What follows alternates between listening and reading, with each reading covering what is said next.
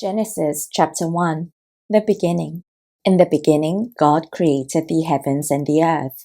Now the earth was formless and empty. Darkness was over the surface of the deep, and the Spirit of God was hovering over the waters. And God said, "Let there be light," and there was light. God saw that the light was good, and He separated the light from the darkness.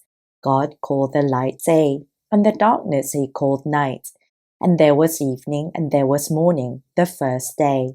And God said, "Let there be a vault between the waters to separate water from water." So God made the vault and separated the water under the vault from the water above it, and it was so. God called the vault sky, and there was evening, and there was morning, the second day. And God said, "Let the water under the sky be gathered to one place, and let dry ground appear." And it was so. God called the dry ground land, and the gathered waters He called seas. And God saw that it was good. Then God said, "Let the land produce vegetation, seed-bearing plants and trees on the land that bear fruit with seed in it, according to their various kinds." And it was so. The land produced vegetation, plants bearing seed according to their kinds, and trees bearing fruit with seed in it according to their kinds. And God saw that it was good. And there was evening, and there was morning, the third day. And God said, "Let there be lights in the vault of the sky to separate the day from the night, and let them serve as signs to mark sacred times, and days and years. And let them be lights in the vault of the sky to give light on the earth." And it was so. God made two great lights, the greater light to govern the day, and the lesser light to govern the night. And He also made the stars. God set them in the vault of the sky to give light on the earth, to govern the day and the night, and to separate light from darkness. And God saw that it was good. And there was evening, and there was morning, the fourth day. And God said, "Let the water teem with living creatures, and let birds fly above the earth across the vault of the sky."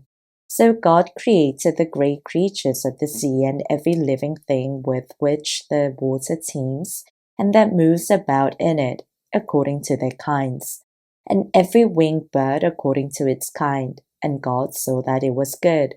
God blessed them and said, "Be fruitful and increase in number, and fill the water in the seas, and let the birds increase on the earth." And there was evening, and there was morning, the fifth day. And God said, "Let the land produce living creatures according to their kinds, the livestock, the creatures that move along the ground, and the wild animals, each according to its kind." And it was so. God made the wild animals according to their kinds, the livestock according to their kinds, and all the creatures that move along the ground according to their kinds. And God saw that it was good. Then God said, "Let us make mankind in our image, in our kindness, so that they may rule over the fish in the sea and the birds in the sky, over the livestock and all the wild animals, and over all the creatures that move along the ground." So God created mankind in His own image. In the image of God He created them. Male and female He created them. God blessed them and said to them, "Be fruitful and increase in number. Fill the earth and subdue it. Rule over the fish in the sea and the birds in the sky, and over every living creature that moves on the ground." Then God said, "I give you every seed-bearing plant on the face of the whole earth, and every tree that has fruit with seed in it. They will be yours for food. And to all the beasts of the earth, and all the birds in the sky, and all the creatures that move along the ground, everything that has the breath of life in it, I give every green plant for food." And it was so. God saw all that He had made, and it was very good. And there was evening, and there was morning, the sixth day. Genesis chapter 2. Thus the heavens and the earth were completed in all their vast array. By the seventh day God had finished the work He had been doing, so on the seventh day He rested from all His work. Then God blessed the seventh day and made it holy, because on it He rested from all the work of creating that He had done. Adam and Eve.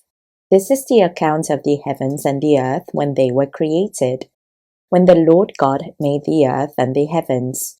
Now no shrub had yet appeared on the earth, and no plant had yet sprung up, for the Lord God had not sent rain on the earth, and there was no one to work the ground. But streams came up from the earth and watered the whole surface of the ground. Then the Lord God formed a man from the dust of the ground and breathed into his nostrils the breath of life, and the man became a living being. Now the Lord God had planted a garden in the east, in Eden, and there he put the man he had formed. The Lord God made all kinds of trees grow out of the ground, trees that were pleasing to the eye and good for food. In the middle of the garden were the tree of life and the tree of the knowledge of good and evil. A river watering the garden flowed from Eden. From there it was separated into 4 headwaters. The name of the first is the Pishon. It winds through the entire land of Havilah, where there is gold. The gold of that land is good. Aromatic resin and onyx are also there. The name of the second river is the Gishon. It winds through the entire land of Cush. The name of the third river is the Tigris. It runs through the east side of Asher. And the fourth river is the Euphrates. The Lord God took the man and put him in the Garden of Eden to work it and take care of it. And the Lord God commanded the man, "You are free to eat from any tree in the garden, but you must not eat from the tree of the knowledge of good and evil, for when you eat from it you will certainly die." The Lord God said, "It is not good for the man to be alone. I will make a helper suitable for him." Now the Lord God had formed out of the ground all the wild animals and all the birds in the sky. He brought them to the man to see what he would name them, and whatever the man called each living creature, that was its name. So the man gave names to all the livestock, the birds in the sky, and all the wild animals. But for Adam no suitable helper was found. So the Lord God caused the man to fall into a deep sleep. And while he was sleeping, he took one of the man's ribs, and then closed up the place with flesh. Then the Lord God made a woman from the rib he had taken out of the man, and he brought her to the man. The man said, "This is now bone of my bones and flesh of my flesh. She shall be called woman, for she was taken out of man."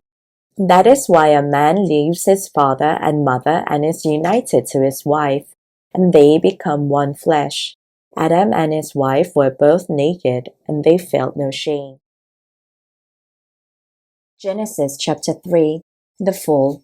Now the snake was more crafty than any of the wild animals the Lord God had made. He said to the woman, "Did God really say you must not eat from any tree in the garden?" The woman said to the snake, "We may eat fruit from the trees in the garden, but God did say, you must not eat fruit from the tree that is in the middle of the garden, and you must not touch it, or you will die." "You will not certainly die," the snake said to the woman. "For God knows that when you eat from it, your eyes will be opened, and you will be like God, knowing good and evil." When the woman saw that the fruit of the tree was good for food and pleasing to the eye, and also desirable for gaining wisdom, she took some and ate it. She also gave some to her husband, who was with her, and he ate it. Then the eyes of both of them were opened, and they realized that they were naked. So they sewed fig leaves together and made coverings for themselves. Then the man and his wife heard the sound of the Lord God as he was walking in the garden in the cool of the day, and they hid from the Lord God among the trees of the garden. The Lord God called to the man, "Where are you?" He answered, "I heard you in the garden, and I was afraid because I was naked, so I hid." And he said, "Who told you that you were naked? Have you eaten from the tree from which I commanded you not to eat?" The man said, "The woman you put here with me, she gave me some fruit from the tree, and I ate it." Then the Lord God said to the woman, "What is this you have done?" The woman said, "The snake deceived me, and I ate." So the Lord God said to the snake, "Because you have done this, cursed are you above all livestock and all wild animals. You will crawl on your belly, and you will eat dust all the days of your life. And I will put enmity between you and the woman, and between your offspring and hers. He will crush your head, and you will strike his heel. To the woman he said, I will make your pains in childbearing very severe. With painful labor you will give birth to children. Your desire will be for your husband, and he will rule over you. To Adam he said, because you listened to your wife and ate fruit from the tree about which I commanded you, you must not eat from it. Cursed is the ground because of you. Through painful toil you will eat food from it all the days of your life. It will produce thorns and thistles for you, and you will eat the plants of the field. By the sweat of your brow you will eat your food, until you return to the ground, since from it you were taken, for dust you are, and to dust you will return. Adam named his wife Eve, because she would become the mother of all the living. The Lord God made garments of skin for Adam and his wife and clothed them. And the Lord God said, the man has now become like one of us, knowing good and evil. He must not be allowed to reach out his hand and take also from the tree of life and eat, and live forever. So the Lord God banished him from the Garden of Eden to work the ground from which he had been taken. After he drove the man out, he placed on the east side of the Garden of Eden cherubim and a flaming sword flashing back and forth to guard the way to the tree of life. Genesis chapter 4. Cain and Abel. Adam made love to his wife, and she became pregnant and gave birth to Cain. She said, with the help of the Lord I have brought forth a man. Later she gave birth to his brother Abel. Now Abel kept flocks and Cain worked the soil. In the course of time, Cain brought some of the fruits of the soil as an offering to the Lord. But Abel also brought an offering, fat portions from some of the firstborns of his flock. The Lord looked with favor on Abel and his offering, but on Cain and his offering he did not look with favor. So Cain was very angry, and his face was downcast. Then the Lord said to Cain, why are you angry? Why is your face downcast? If you do what is right, will you not be accepted? But if you do not do what is right, sin is crouching at your door. It desires to have you, but you must rule over it. Now Cain said to his brother Abel, let's go out to the field. While they were in the field, Cain attacked his brother Abel and killed him. Then the Lord said to Cain, where is your brother Abel? I don't know, he replied. Am I my brother's keeper? The Lord said, what have you done?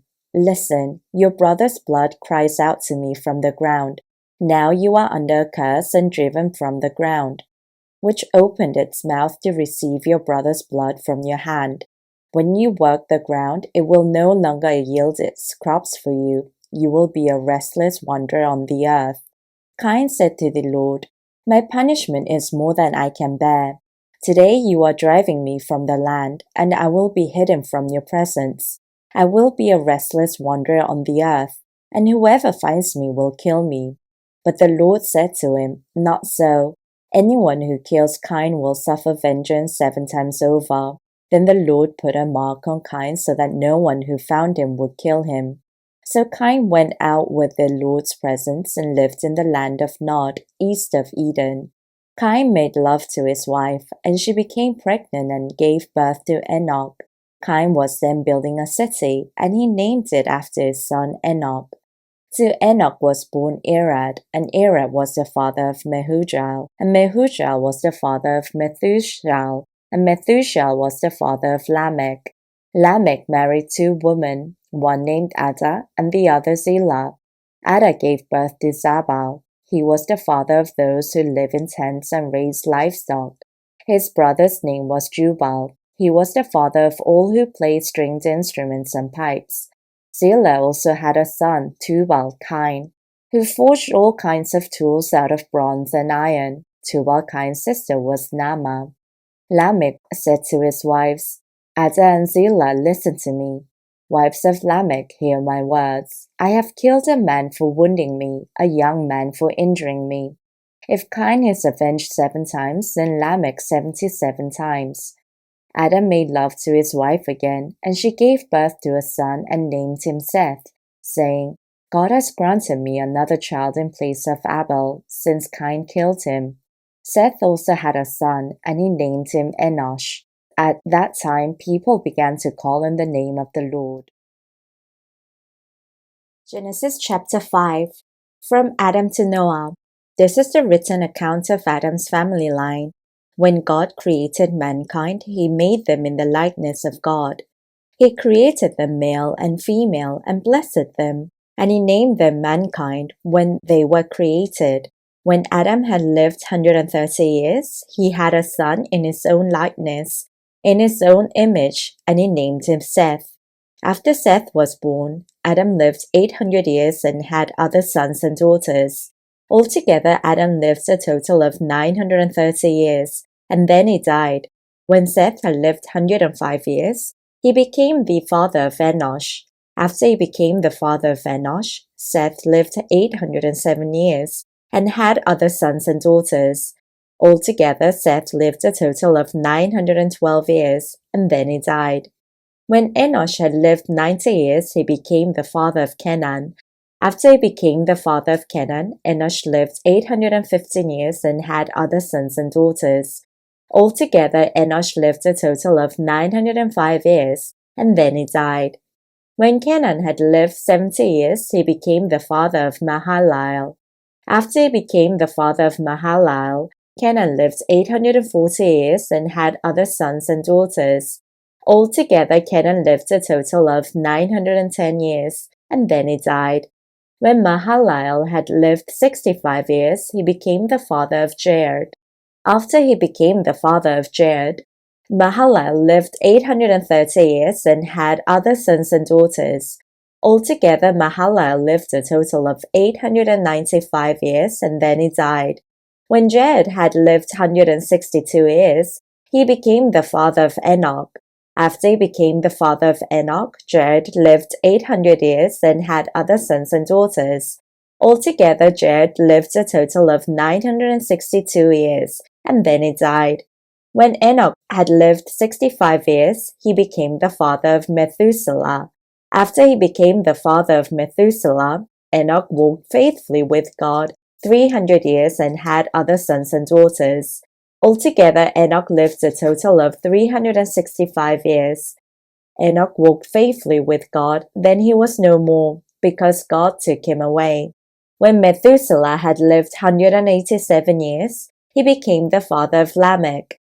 After he became the father of Lamech, Methuselah lived 782 years and had other sons and daughters.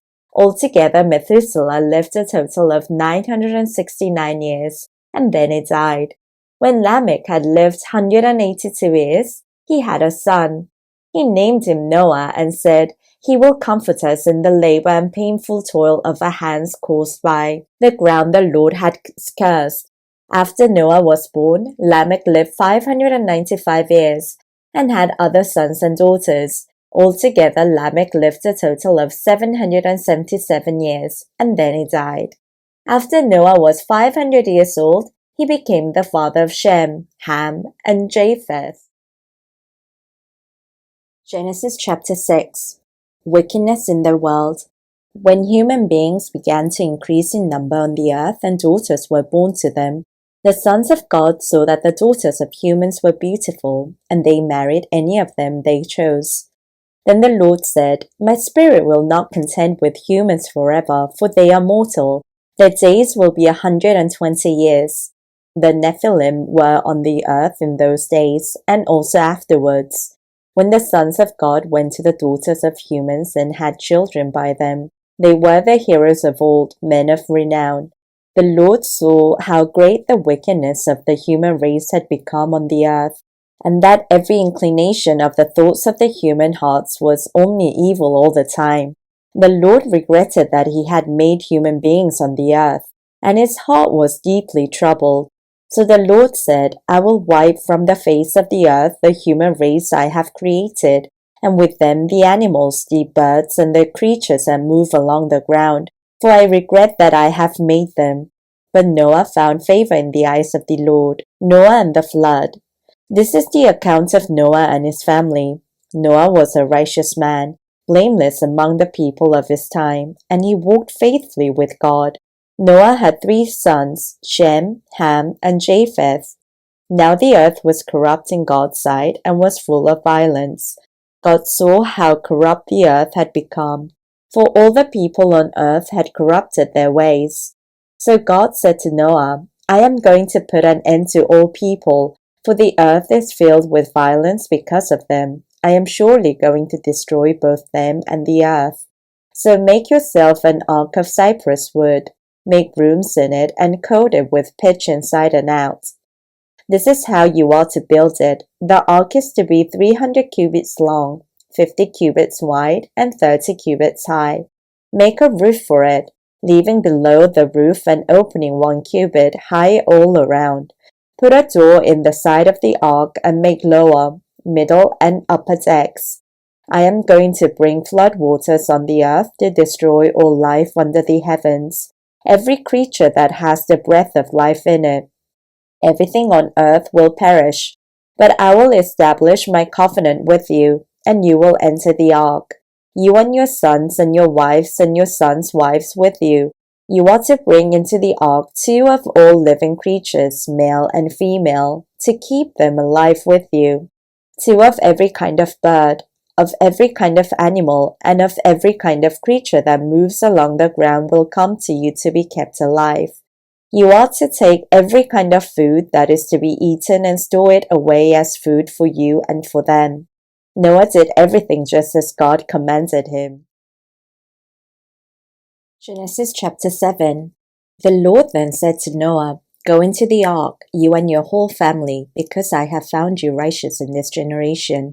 Take with you 7 pairs of every kind of clean animal, a male and its mate, and 1 pair of every kind of unclean animal, a male and its mate, and also 7 pairs of every kind of bird, male and female, to keep their various kinds alive throughout the earth.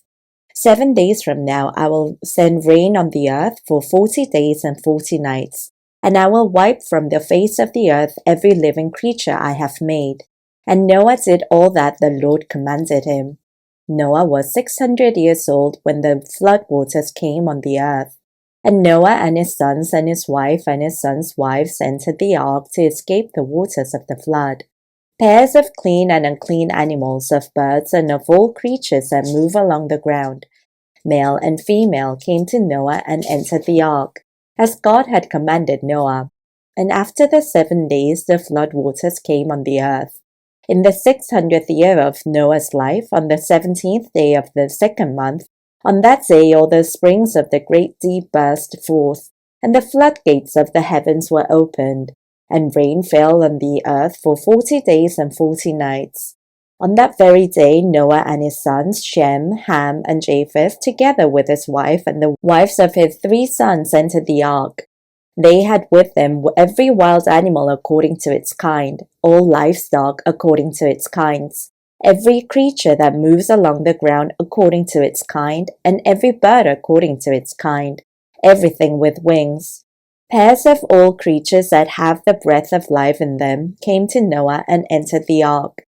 The animals going in were male and female of every living thing, as God had commanded Noah. Then the Lord shut him in. For 40 days the flood kept coming on the earth, and as the waters increased, they lifted the ark high above the earth. The waters rose and increased greatly on the earth, and the ark floated on the surface of the water. They rose greatly on the earth, and all the high mountains under the entire heavens were covered. The waters rose and covered the mountains to a depth of more than 15 cubits. Every living thing that moved on land perished. Birds, livestock, wild animals, all the creatures that swarm over the earth, and all mankind. Everything on dry land that had the breath of life in its nostrils died. Every living thing on the face of the earth was wiped out. People and animals and the creatures that move along the ground and the birds were wiped from the earth. Only Noah was left, and those with him in the ark. The waters flooded the earth for 150 days. Genesis chapter 8. But God remembered Noah and all the wild animals and the livestock that were with him in the ark. And he sent a wind over the earth, and the waters receded. Now the springs of the deep and the floodgates of the heavens had been closed, and the rain had stopped falling from the sky. The water receded steadily from the earth. At the end of the 150 days, the water had gone down, and on the 17th day of the 7th month of the ark came to rest on the mountains of Ararat. The waters continued to recede until the 10th month. And on the first day of the 10th month, the tops of the mountains became visible. After 40 days, Noah opened a window he had made in the ark and sent out a raven, and it kept flying back and forth until the water had dried up from the earth. Then he sent out a dove to see if the water had receded from the surface of the ground. But the dove could find nowhere to perch because there was water over all the surface of the earth. So it returned to Noah in the ark. He reached out his hand and took the dove and brought it back to himself in the ark. He waited 7 more days and again sent out the dove from the ark. When the dove returned to him in the evening, there in its beak was a freshly plucked olive leaf. Then Noah knew that the water had receded from the earth. He waited 7 more days and sent the dove out again, but this time it did not return to him. By the first day of the 1st month of Noah's 601st year, the water had dried up from the earth. Noah then removed the covering from the ark and saw that the surface of the ground was dry. By the 27th day of the 2nd month, the earth was completely dry. Then God said to Noah, "Come out of the ark, you and your wife and your sons and their wives. Bring out every kind of living creature that is with you, the birds, the animals, and all the creatures that move along the ground, so they can multiply on the earth and be fruitful and increase in number on it." So Noah came out, together with his sons and his wives and his sons' wives. All the animals and all the creatures that move along the ground and all the birds, everything that moves on land came out of the ark, one kind after another. Then Noah built an altar to the Lord, and taking some of all the clean animals and clean birds, he sacrificed burnt offerings on it. The Lord smelled the pleasing aroma and said in his heart, "Never again will I curse the ground because of humans, even though every inclination of the human heart is evil from childhood. And never again will I destroy all living creatures as I have done.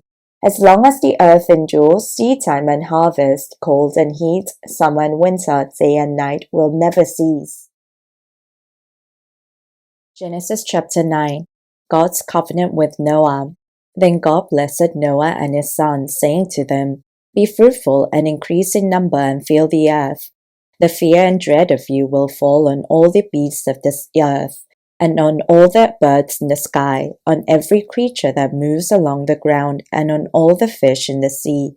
They are given into your hands. Everything that lives and moves about will be food for you, just as I gave you the green plants. I now give you everything.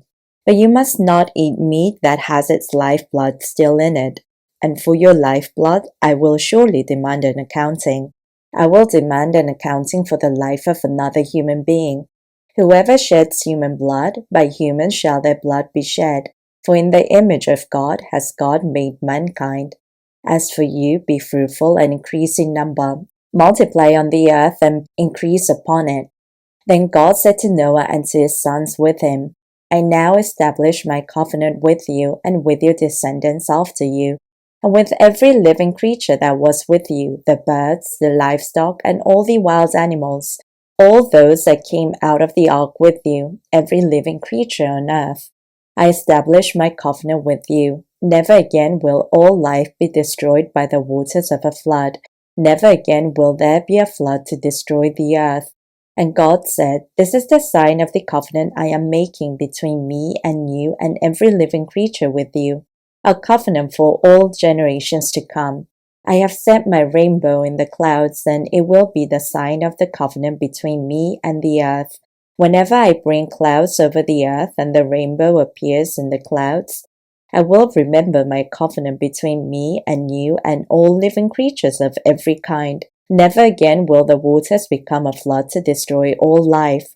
Whenever the rainbow appears in the clouds, I will see it and remember the everlasting covenant between God and all living creatures of every kind on the earth." So God said to Noah, This is the sign of the covenant I have established between me and all life on the earth. The sons of Noah. The sons of Noah who came out of the ark were Shem, Ham, and Japheth. Ham was the father of Canaan. These were the three sons of Noah, and from them came the people who were scattered over the whole earth. Noah, a man of the soil, proceeded to plant a vineyard. When he drank some of its wine, he became drunk and lay uncovered inside his tent. Ham, the father of Canaan, saw his father naked and told his two brothers outside. But Shem and Japheth took a garment and laid it across their shoulders. Then they walked in backwards and covered their father's naked body. Their faces were turned the other way so that they would not see their father naked. When Noah awoke from his wine and found out what his younger son had done to him, he said, "Cursed be Canaan, the lowest of slaves. Will he be to his brothers?" He also said, "Praise be to the Lord, the God of Shem. May Canaan be the slave of Shem. May God extend Japheth's territory. May Japheth live in the tents of Shem. May Canaan be the slave of Japheth." After the flood, Noah lived 350 years. Noah lived a total of 950 years and then he died. Genesis chapter 10. The Table of Nations. This is the account of Shem, Ham, and Japheth, Noah's sons, who themselves had sons after the flood. Japhethites. The sons of Japheth: Gomer, Magog, Madai, Javan, Tubal, Meshech, and Tiras. The sons of Gomer: Ashkenaz, Riphath, and Togarmah.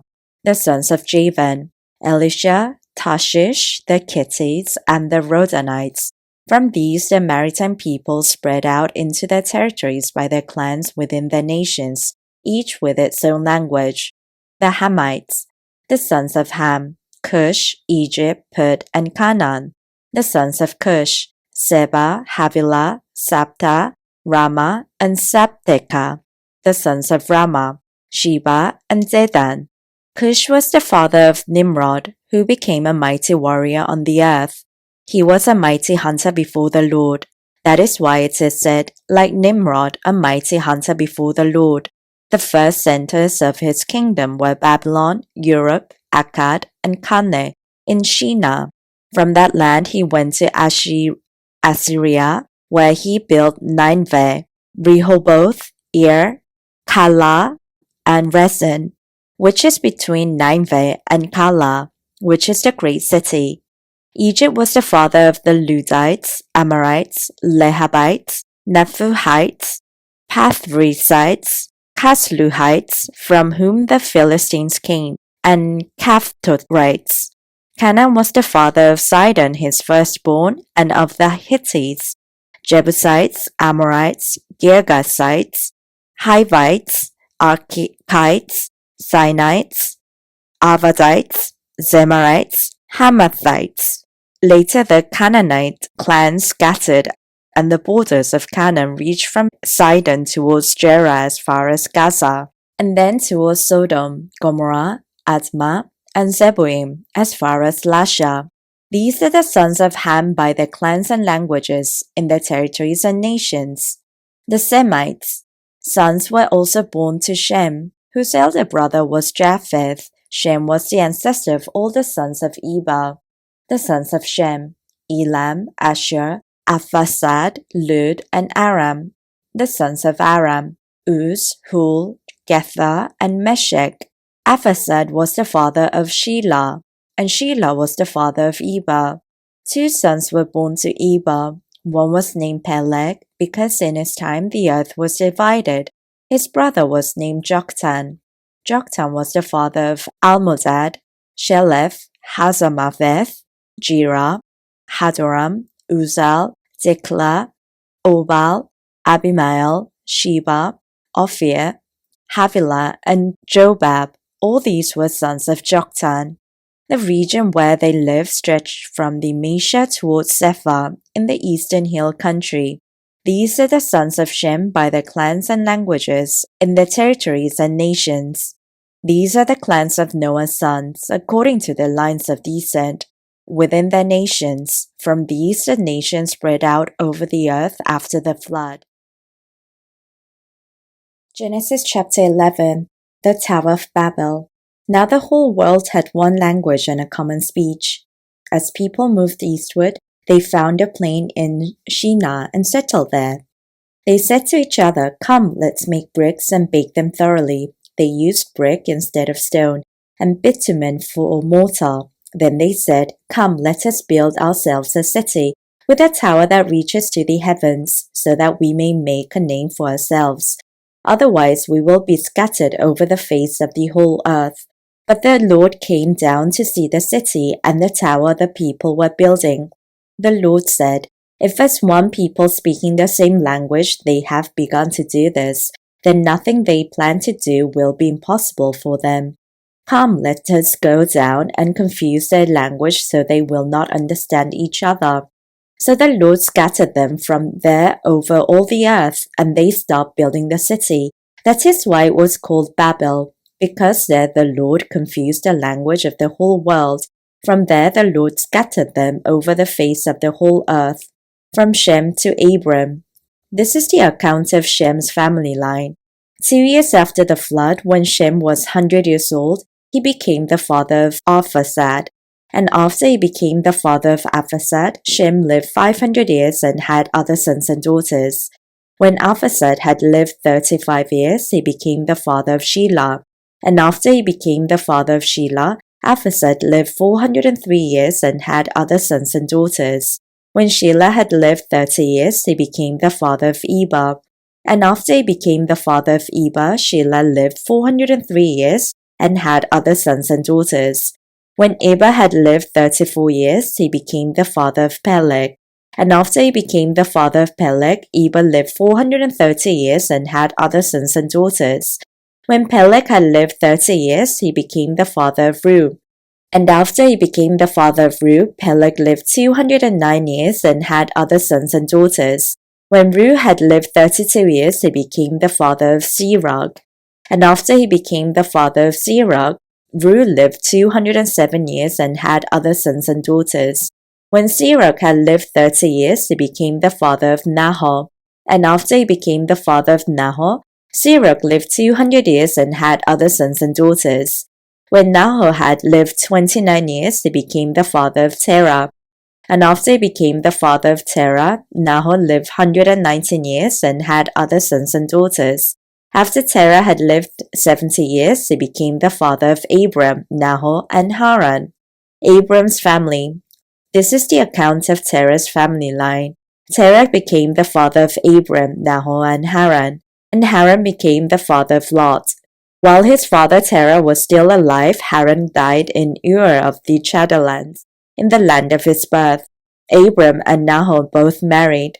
The name of Abram's wife was Sarai, and the name of Nahor's wife was Milcah. She was the daughter of Haran, the father of both Milcah and Iscah. Now Sarai was childless because she was not able to conceive. Terah took his son Abram, his grandson Lot son of Haran, and his daughter-in-law Sarai, the wife of his son Abram, and together they set out from Ur of the Chaldeans to go to Canaan. But when they came to Haran, they settled there. Terah lived 205 years and he died in Haran. Genesis chapter 12. The call of Abram. The Lord had said to Abram, "Go from your country, your people, and your father's household to the land I will show you. I will make you into a great nation, and I will bless you. I will make your name great, and you will be a blessing. I will bless those who bless you, and whoever curses you I will curse. And all peoples on earth will be blessed through you." So Abram went as the Lord had told him, and Lot went with him. Abram was 75 years old when he set out from Haran.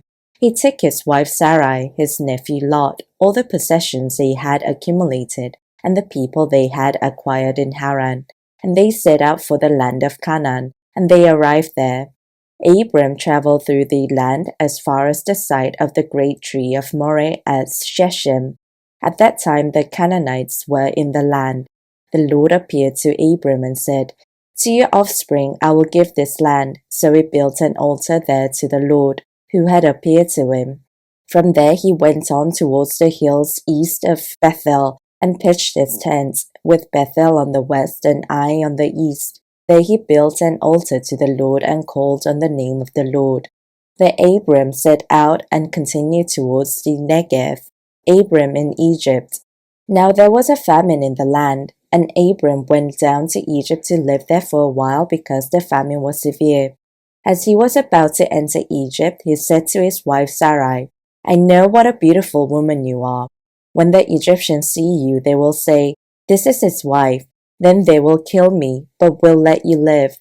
Say you are my sister, so that I will be treated well for your sake, and my life will be spared because of you." When Abram came to Egypt, the Egyptians saw that Sarai was a very beautiful woman, and then Pharaoh's officials saw her. They praised her to Pharaoh, and she was taken into his palace. He treated Abram well for her sake, and Abram acquired sheep and cattle, male and female donkeys, male and female servants, and camels. But the Lord inflicted serious diseases on Pharaoh and his household because of Abram's wife Sarai.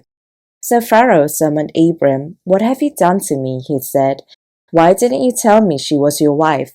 Why did you say, 'She's my sister,' so that I took her to be my wife? Now then, here is your wife. Take her and go." Then Pharaoh gave orders about Abram to his men, and they sent him on his way, with his wife and everything he had. Genesis chapter 13. Abram and Lot separate.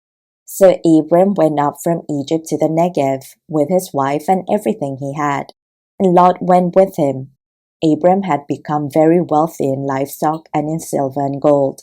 From the Negev he went from place to place until he came to Bethel, to the palace between Bethel and Ai, where his tents had been earlier, and where he had first built an altar.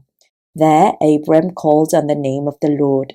Now Lot, who was moving about with Abram, also had flocks and herds and tents, but the land could not support them while they stayed together, for their possessions were so great that they were not able to stay together. And quarreling arose between Abram's herdsmen and Lot's. The Canaanites and Perizzites were also living in the land at that time. So Abram said to Lot, "Let's not have any quarreling between you and me, or between your herdsmen and mine, for we are close relatives. Is not the whole land before you? Let's part company. If you go to the left, I'll go to the right. If you go to the right, I will go to the left." Lot looked around and saw that the whole plain of the Jordan towards Zoar was well watered, like the garden of the Lord, like the land of Egypt. This was before the Lord destroyed Sodom and Gomorrah. So Lot chose for himself the whole plain of the Jordan and set out towards the east.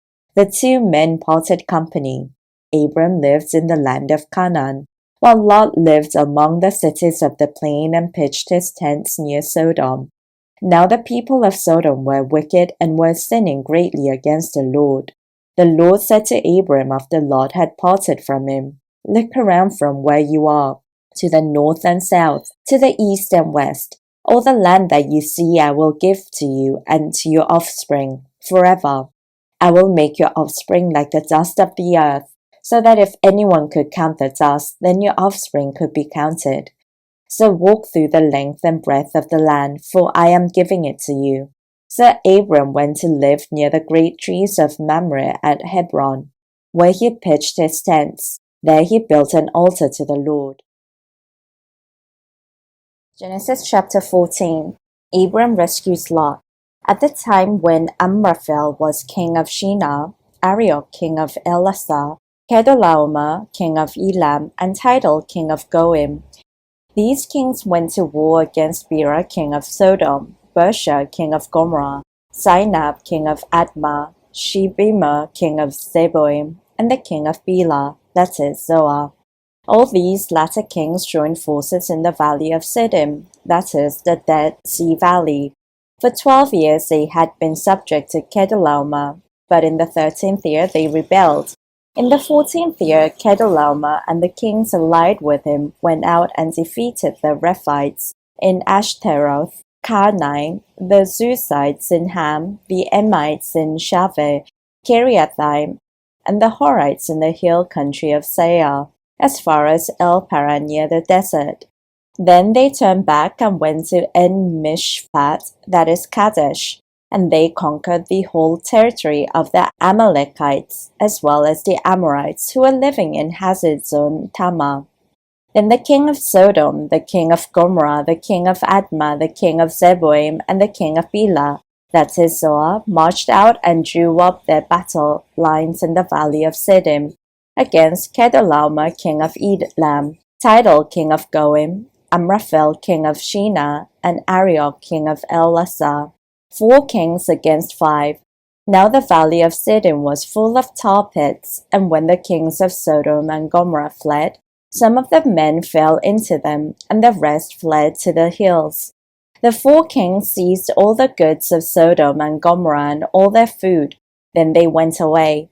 They also carried off Abram's nephew Lot and his possessions, since he was living in Sodom.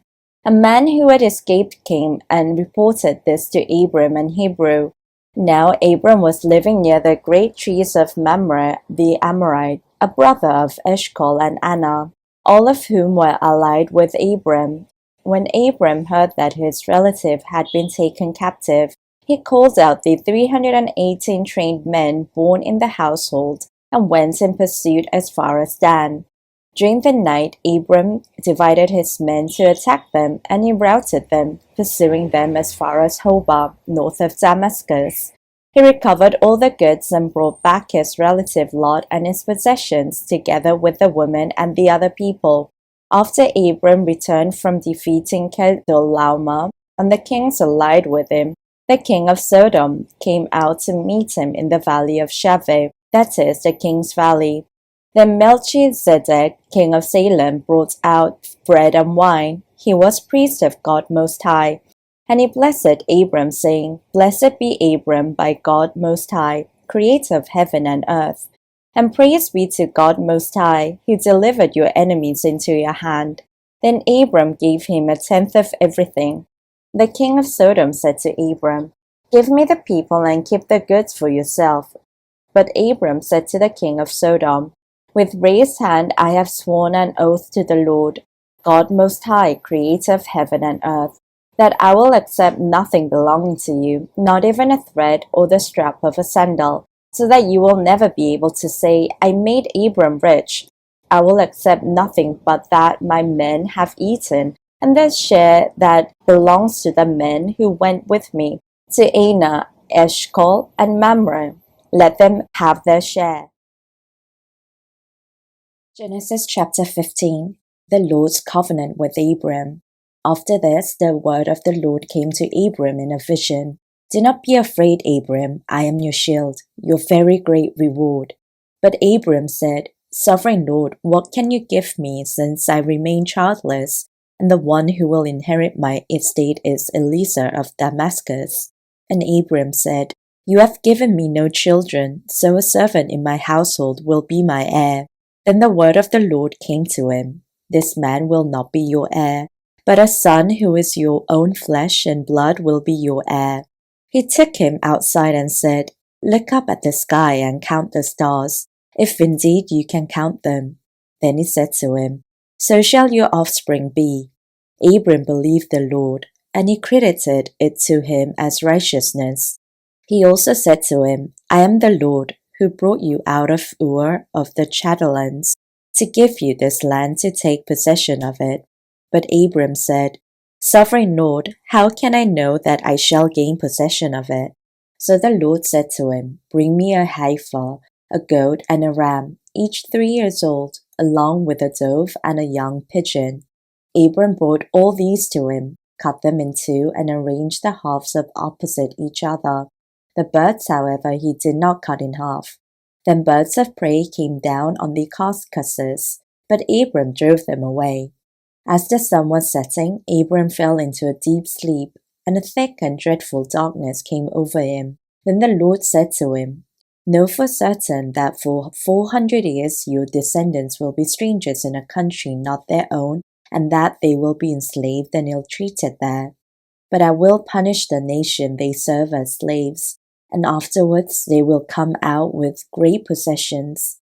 You, however, will go to your ancestors in peace and be buried at a good old age. In the fourth generation, your descendants will come back here, for the sin of the Amorites has not yet reached its full measure. When the sun had set and darkness had fallen, a smoking brazier with a blazing torch appeared and passed between the pieces.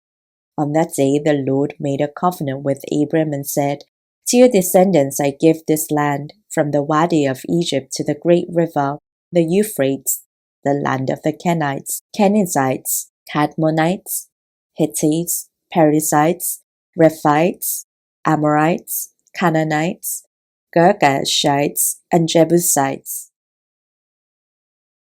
Genesis chapter 16. Hagar and Ishmael. Now Sarai, Abram's wife, had borne him no children, but she had an Egyptian slave named Hagar. So she said to Abram, "The Lord has kept me from having children. Go, sleep with my slave. Perhaps I can build a family through her." Abram agreed to what Sarai said. So after Abram had been living in Canaan 10 years, Sarai left his wife, took her Egyptian slave Hagar, and gave her to her husband to be his wife. He slept with Hagar, and she conceived. When she knew she was pregnant, she began to despise her mistress. Then Sarai said to Abram, "You are responsible for the wrong I am suffering. I put my slave in your arms, and now that she knows she is pregnant, she despises me. May the Lord judge between you and me." "Your slave is in your hands," Abram said. "Do with her whatever you think best." Then Sarai ill-treated Hagar, so she fled from her. The angel of the Lord found Hagar near a spring in the desert. It was the spring that is beside the road to Shur. And he said, "Hagar, slave of Sarai, where have you come from, and where are you going?" "I'm running away from my mistress Sarai," she answered. Then the angel of the Lord told her, "Go back to your mistress and submit to her." The angel added, "I will increase your descendants so much that they will be too numerous to count." The angel of the Lord also said to her, "You are now pregnant, and you will give birth to a son. You shall name him Ishmael, for the Lord has heard of your misery. He will be a wild donkey of a man. His hand will be against everyone, and everyone's hand against him, and he will live in hostility towards all his brothers." She gave this name to the Lord who spoke to her. "You are the God who sees me," for she said, "I have now seen the one who sees me." That is why the well was called Beer Lahai Roi. It is still there between Kadesh and Bered. So Hagar bore Abram a son, and Abram gave the name Ishmael to the son she had born. Abram was 86 years old when Hagar bore him an Ishmael. Genesis chapter 17. The covenant of circumcision. When Abram was 99 years old, the Lord appeared to him and said, "I am God Almighty. Walk before me faithfully and be blameless. Then I will make my covenant between me and you and will greatly increase your numbers." Abram fell face down, and God said to him, "As for me, this is my covenant with you. You will be the father of many nations. No longer will you be called Abram. Your name will be Abraham. For I have made you a father of many nations. I will make you very fruitful. I will make nations of you, and kings will come from you.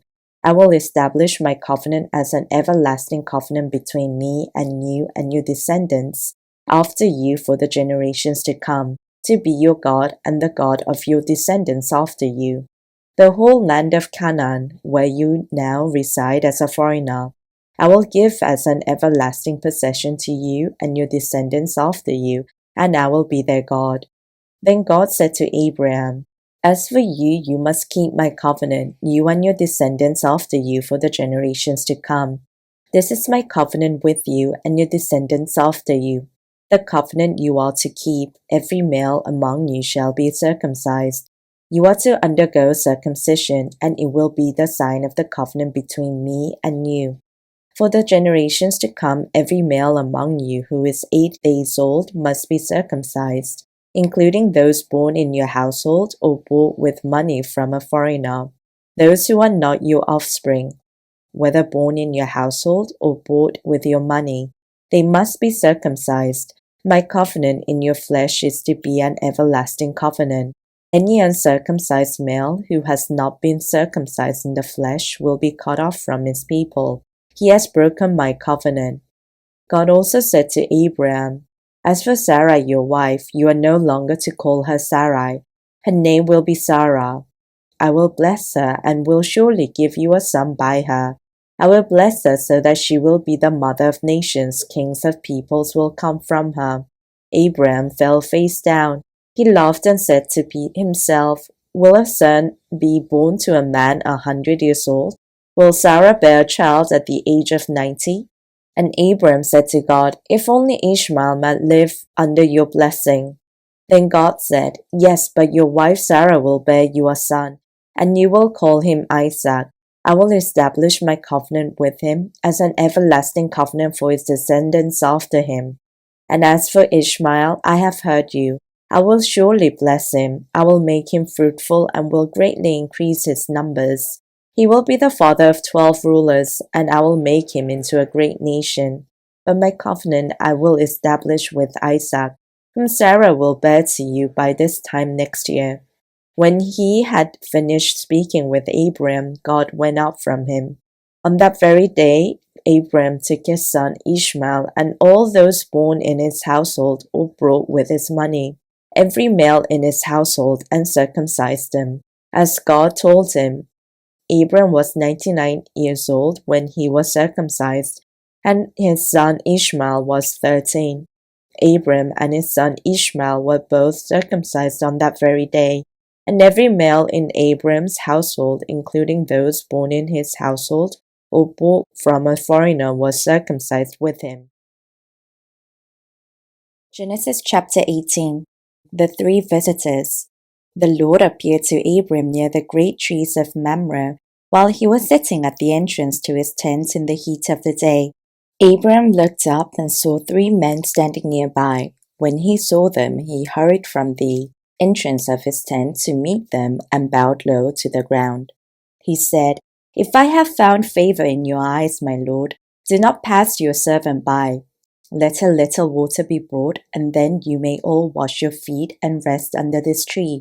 Let me get you something to eat, so you can be refreshed and then go on your way.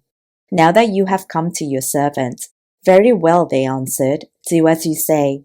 So Abram hurried into the tent to Sarah. Quick, he said. Get 3 seahs of the finest flour and knead it and bake some bread. Then he ran to the herd and selected a choice, tender calf and gave it to a servant, who hurried to prepare it. He then brought some curds and milk and the calf that had been prepared, and set these before them. While they ate, he stood near them under a tree. Where's your wife Sarah? They asked him. There in the tent, he said. Then one of them said, I will surely return to you about this time next year, and Sarah your wife will have a son. Now Sarah was listening at the entrance to the tent, which was behind him. Abram and Sarah were already very old, and Sarah was past the age of childbearing.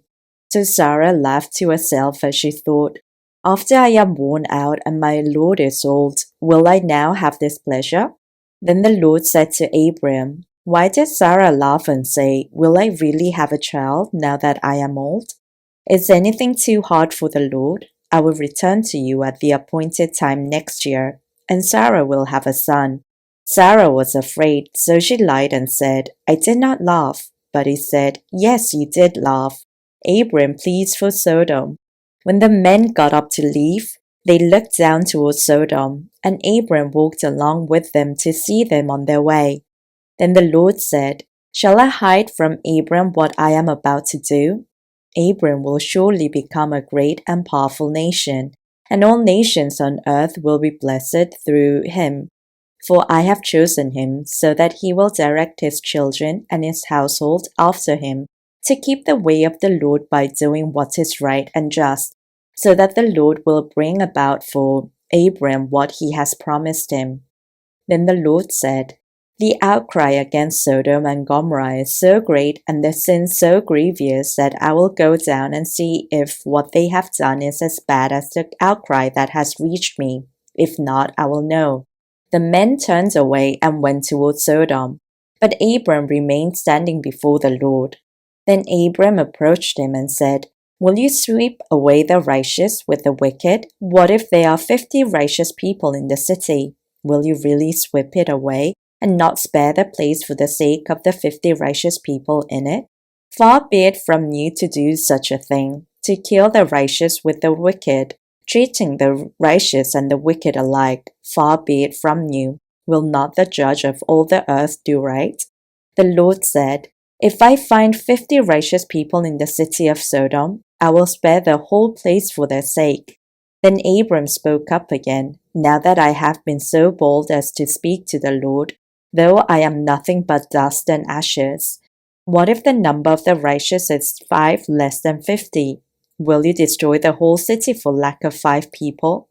If I find 45 there, he said, I will not destroy it.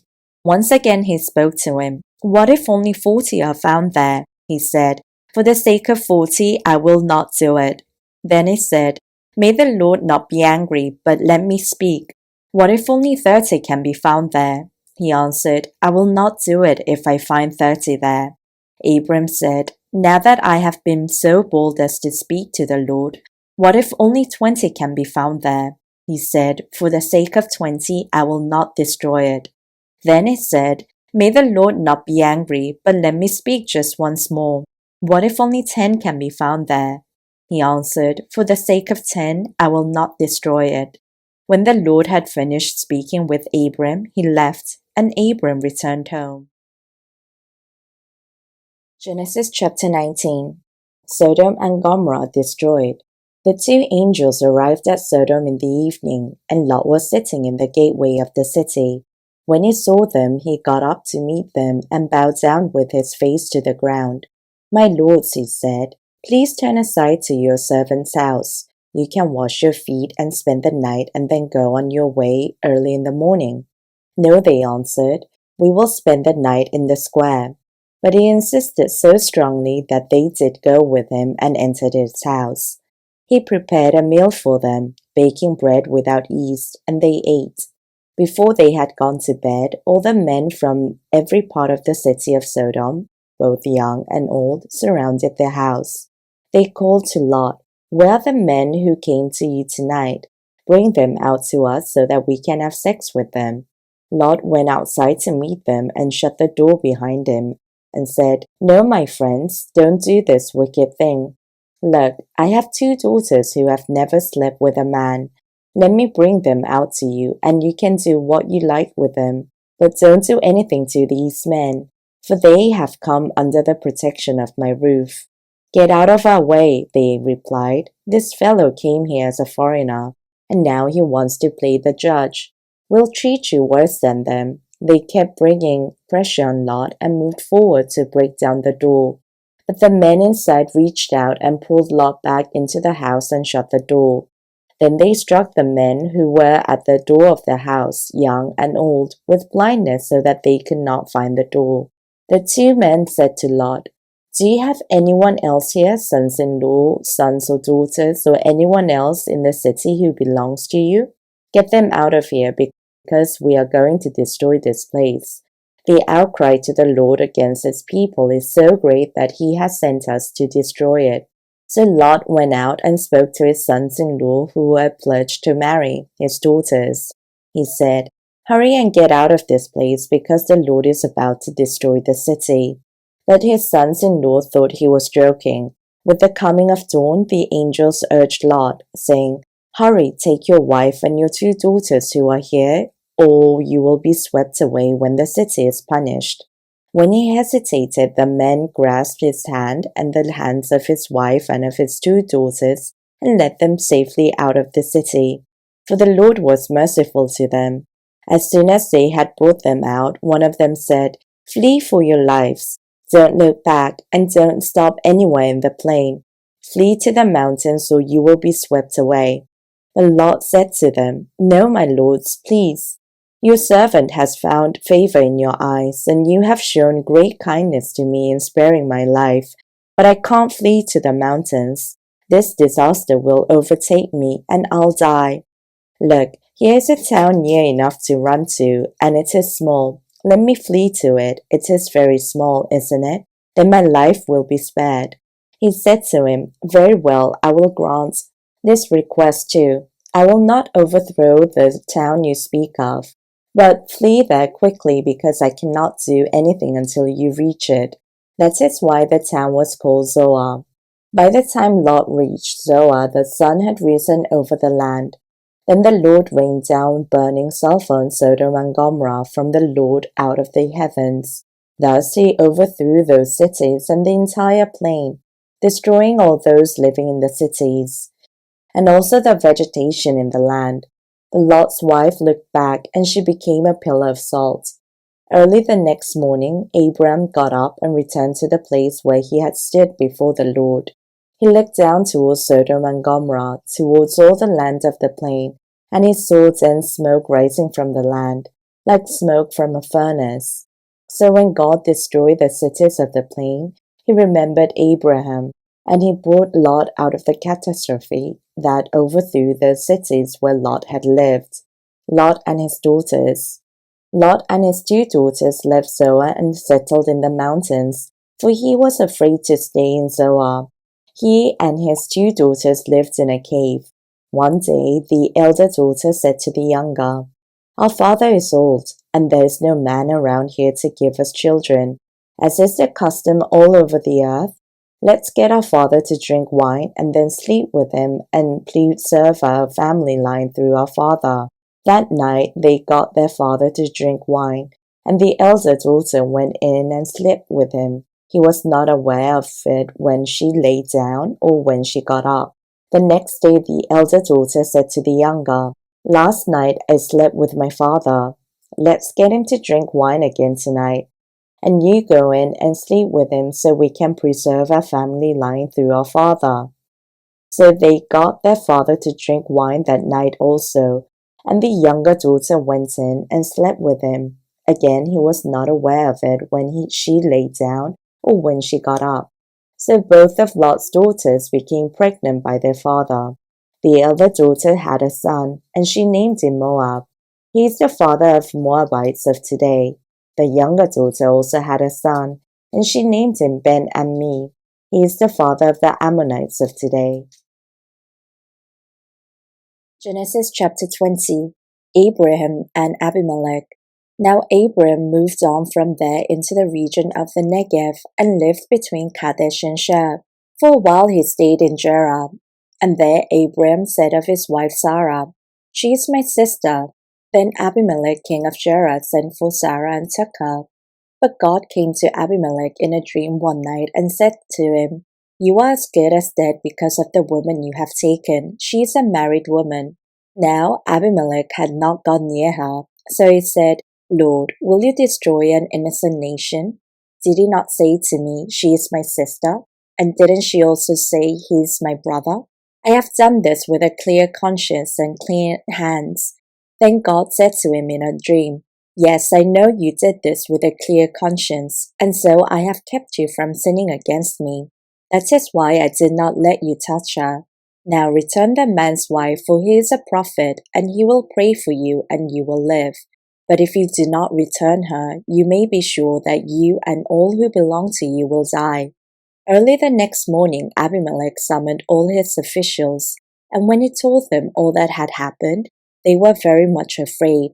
Then Abimelech called Abram in and said, "What have you done to us? How have I wronged you that you have brought such great guilt upon me and my kingdom? You have done things to me that should never be done." And Abimelech asked Abram, "What was your reason for doing this?" Abram replied, "I said to myself, 'There is surely no fear of God in this place, and they will kill me because of my wife. Besides, she really is my sister, the daughter of my father, though not of my mother, and she became my wife.' And when God caused me to wander from my father's household, I said to her, 'This is how you can show your love to me. Everywhere we go, say of me, he is my brother.' Then Abimelech brought sheep and cattle and male and female slaves and gave them to Abraham, and he returned Sarah to his wife to him. And Abimelech said, 'My land is before you, live wherever you like.' To Sarah he said, 'I am giving your brother 1,000 shekels of silver.' This is to cover the offense against you before all who are with you. You are completely vindicated." Then Abram prayed to God, and God healed Abimelech, his wife, and his female slaves so they could have children again. For the Lord had kept all the women in Abimelech's household from conceiving because of Abram's wife Sarah. Genesis chapter 21. The birth of Isaac. Now the Lord was gracious to Sarah as he had said, and the Lord did for Sarah what he had promised. Sarah became pregnant and bore a son to Abram in his old age, at the very time God had promised him. Abram gave the name Isaac to the son Sarah bore him. When his son Isaac was 8 years old, Abram circumcised him, as God commanded him. Abram was 100 years old when his son Isaac was born to him. Sarah said, "God has brought me laughter, and everyone who hears about this will laugh with me." And she added, "Who would have said to Abram that Sarah would nurse children? Yet I have borne him a son in his old age." Hagar and Ishmael sent away. The child grew and was weaned, and on the day Isaac was weaned, Abram held a great feast. But Sarah saw that the son whom Hagar the Egyptian had borne to Abram was mocking. And she said to Abram, "Get rid of that slave woman and her son, for that woman's son will never share in the inheritance with my son Isaac." The matter distressed Abram greatly because it concerned his son. But God said to him, "Do not be so distressed about the boy and your slave woman. Listen to whatever Sarah tells you, because it is through Isaac that your offspring will be reckoned. I will make the son of the slave into a nation also, because he is your offspring." Early the next morning, Abram took some food and a skin of water and gave them to Hagar. He set them on her shoulders and then sent her off with the boy. She went on her way and wandered in the desert of Beersheba. When the water in the skin was gone, she put the boy under one of the bushes. Then she went off and sat down about a bow shot away, for she thought, "I cannot watch the boy die." And as she sat there, she began to sob. God heard the boy crying, and the angel of God called to Hagar from heaven and said to her, "What is the matter, Hagar? Do not be afraid. God has heard the boy crying as he lies there. Lift the boy up and take him by the hand, for I will make him into a great nation." Then God opened her eyes, and she saw a well of water. So she went and filled the skin with water and gave the boy a drink. God was with the boy as he grew up. He lived in the desert and became an archer. While he was living in the desert of Paran, his mother got a wife for him from Egypt, the treaty at Beersheba. At that time Abimelech and Phicol, the commander of his forces, said to Abram, "God is with you in everything you do. Now swear to me here before God that you will not deal falsely with me or my children or my descendants. Show to me the country where you now reside as a foreigner the same kindness that I have shown to you." Abram said, "I swear it." Then Abram complained to Abimelech about a well of water that Abimelech's servants had seized. But Abimelech said, "I don't know who has done this. You did not tell me, and I heard about it only today." So Abram brought sheep and cattle and gave them to Abimelech, and the two men made a treaty. Abram set apart 7 ewe lambs from the flock. And Abimelech asked Abram, "What is the meaning of these 7 ewe lambs you have set apart by themselves?" He replied, "Accept these 7 lambs from my hand as a witness that I dug this well." So that place was called Beersheba, because the two men swore an oath there. After the treaty had been made at Beersheba, Abimelech and Phicol, the commander of his forces, returned to the land of the Philistines.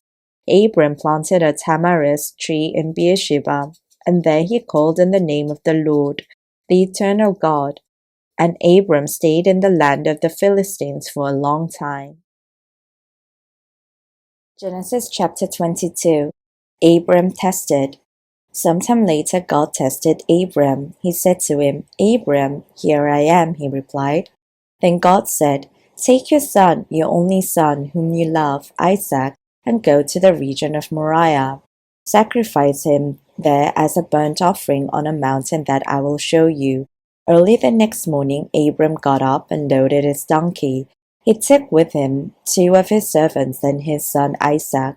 When he had cut enough wood for the burnt offering, he set out for the place God had told him about. On the 3rd day, Abram looked up and saw the place in the distance. He said to his servants, "Stay here with the donkey while I and the boy go over there. We will worship and then we will come back to you." Abram took the wood for the burnt offering and placed it on his son Isaac, and he himself carried the fire and the knife. As the 2 of them went on together, Isaac spoke up and said to his father Abram, "Father?" "Yes, my son," Abram replied. "The fire and wood are here," Isaac said. "But where's the lamb for the burnt offering?" Abram answered, "God himself will provide the lamb for the burnt offering, my son." And the 2 of them went on together. When they reached the place God had told him about, Abram built an altar there and arranged the wood on it. He bound his son Isaac and laid him on the altar, on top of the wood. Then he reached out his hand and took the knife to slay his son. But the angel of the Lord called out to him from heaven, "Abram, Abram." "Here I am," he replied. "Do not lay a hand on the boy," he said. "Do not do anything to him. Now I know that you fear God, because you have not withheld from me your son, your only son." Abram looked up, and there in a thicket he saw a ram, caught by its horns. He went over and took the ram and sacrificed it as a burnt offering instead of his son. So Abram called the place "The Lord will provide." And to this day it is said, "On the mountain of the Lord it will be provided." The angel of the Lord called to Abram from heaven a second time and said, "I swear by myself, declares the Lord, that because you have done this and have not withheld your son, your only son, I will surely bless you and make your descendants as numerous as the stars, in the sky and as the sand on the seashore. Your descendants will take possession of the cities of their enemies, and through your offspring all nations on earth will be blessed, because you have obeyed me."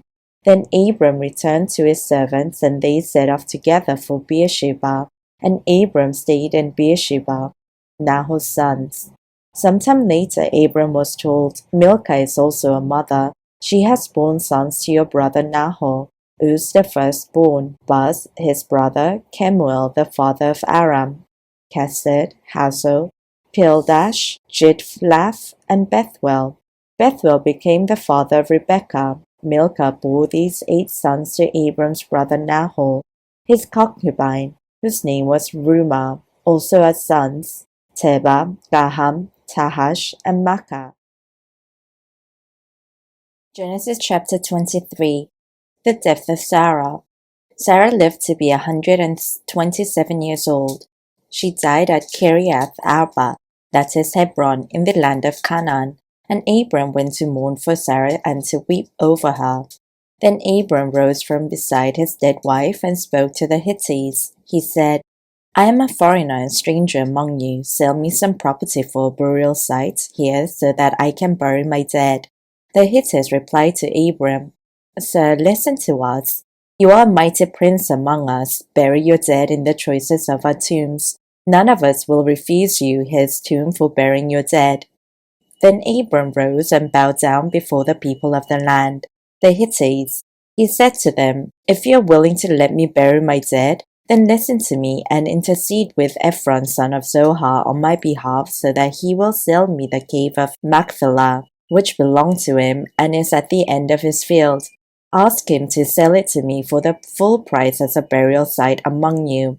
Ephron the Hittite was sitting among his people, and he replied to Abram in the hearing of all the Hittites who had come to the gates of his city.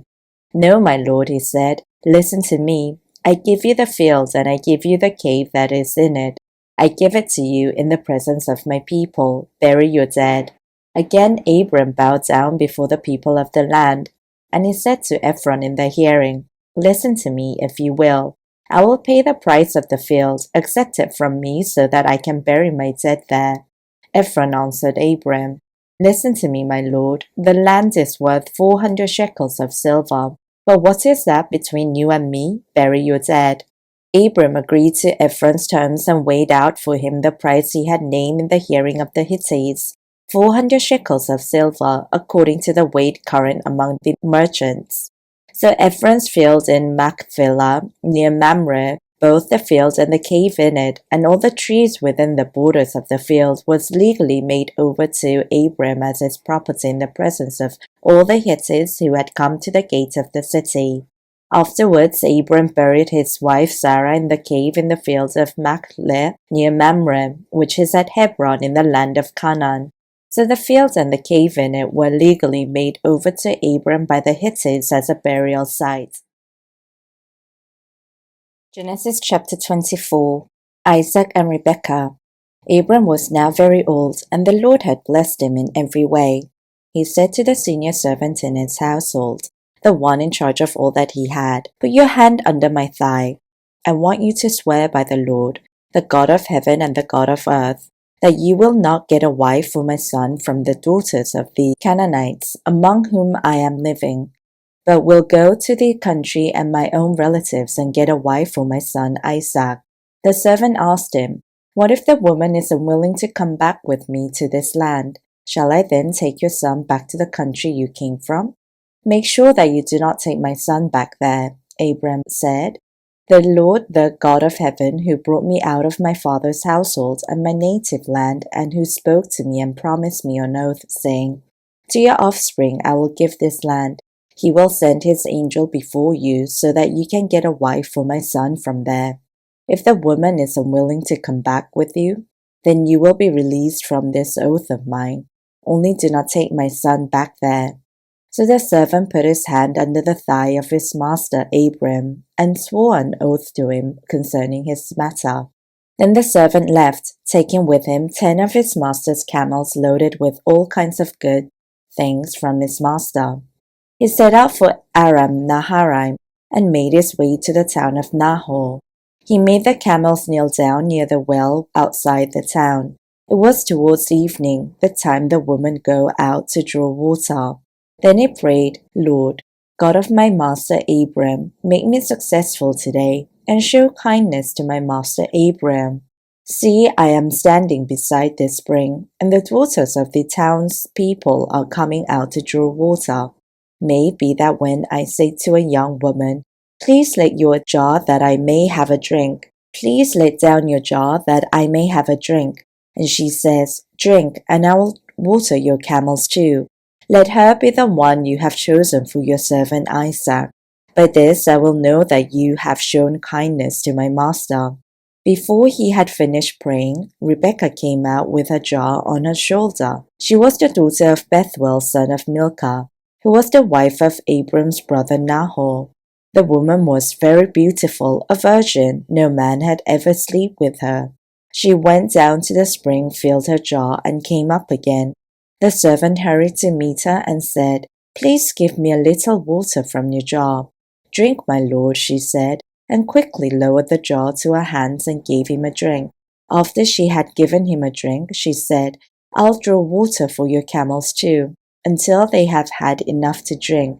So she quickly emptied her jar into the trough, ran back to the well to draw more water, and drew enough for all his camels. Without saying a word, the man watched her closely to learn whether or not the Lord had made his journey successful. When the camels had finished drinking, the man took out a gold nose ring weighing a beka and 2 gold bracelets weighing 10 shekels. Then he asked, "Whose daughter are you? Please tell me. Is there room in your father's house for us to spend the night?" She answered him, "I am the daughter of Bethuel, the son that Milcah bore to Nahor." And she added, "We have plenty of straw and fodder, as well as room for you to spend the night." Then the man bowed down and worshipped the Lord, saying, "Praise be to the Lord, the God of my master Abram, who has not abandoned his kindness and faithfulness to my master. As for me, the Lord has led me on the journey to the house of my master's relatives." The young woman ran and told her mother's household about these things. Now Rebekah had a brother named Laban, and he hurried out to the man of the spring. As soon as he had seen the nose ring and the bracelets on his sister's arms, and had heard Rebekah tell what the man said to her. He went out to the man and found him standing by the camels near the spring. "Come, you who are blessed by the Lord," he said. "Why are you standing out there? Out here. I have prepared the house and a place for the camels." So the man went to the house, and the camels were unloaded. Straw and fodder were brought from the camels, and water for him and his men to wash his feet. Then food was set before him, but he said, "I will not eat until I have told you what I have to say." "Then tell us," Laban said. So he said, "I am Abram's servant. The Lord has blessed my master abundantly, and he has become wealthy. He has given him sheep and cattle, silver and gold, male and female servants, and camels and donkeys. My master's wife Sarah has borne him a son in her old age, and he has given him everything he owns. And my master made me swear an oath, and said, 'You must not get a wife for my son from the daughters of the Canaanites, in whose land I live, but go to my father's family and to my own clan, and get a wife for my son.' Then I asked my master, 'What if the woman will not come back with me?' He replied, 'The Lord, before whom I have walked faithfully, will send his angel with you and make your journey a success, so that you can get a wife for my son from my own clan and from my father's family. You will be released from my oath if, when you go to my clan, they refuse to give her to you. Then you will be released from my oath.' When I came to the spring today, I said, 'Lord, God of my master Abram, if you will, please grant success to the journey on which I have come. See, I am standing beside this spring. If a young woman comes out to draw water, and I say to her, "Please let me drink a little water from your jar," and if you say to me, "Drink, and I'll draw water for your camels too," let her be the one the Lord has chosen for my master's son.' Before I finished praying in my heart, Rebekah came out, with a jar on her shoulder. She went down to the spring and drew water, and I said to her, 'Please give me a drink.' She quickly lowered her jar from her shoulder and said, 'Drink, and I'll water your camels too.' So I drank, and she watered the camels also. I asked her, 'Whose daughter are you?' She said, 'The daughter of Bethuel, son of Nahor, whom Milcah bore to him.' Then I put the ring in her nose and the bracelets on her arms, and I bowed down and worshipped the Lord. I praised the Lord, the God of my master Abram, who had led me on the right road to get the daughter of my master's brother for his son. Now if he will show kindness and faithfulness to my master, tell me, and if not, tell me, so I may know which way to turn." Laban and Bethuel answered, "This is from the Lord. We can say nothing to you one way or the other. Here is Rebekah, take her and go, and let her become the wife of your master's son, as the Lord has directed." When Abram's servant heard what they said, he bowed down to the ground before the Lord. Then the servant brought out gold and silver jewelry and articles of clothing and gave them to Rebekah. He also gave costly gifts to her and brother and to her mother. Then he and the men who were with him ate and drank and spent the night there. When they got up the next morning, he said, "Send me on my way to my master." But her brother and her mother replied, "Let the young woman remain with us 10 days or so, then you may go." But he said to them, "Do not detain me, now that the Lord has granted success to my journey. Send me on my way so I may go to my master." Then they said, "Let's call the young woman and ask her about it." So they called Rebekah and asked her, "Will you go with this man?" "I will go," she said. So they sent their sister Rebekah on her way, along with her nurse and Abram's servant and his men. And they blessed Rebekah and said to her, "Our sister, may you increase to thousands upon thousands. May your offspring possess the cities of their enemies." Then Rebekah and her attendants got ready and mounted the camels and went back to their man. So the servant took Rebekah and left. Now Isaac had came from Beer-lahai-roi, for he was living in the Negev. He went out to the field one evening to meditate, and as he looked up, he saw camels approaching. Rebekah also looked up and saw Isaac.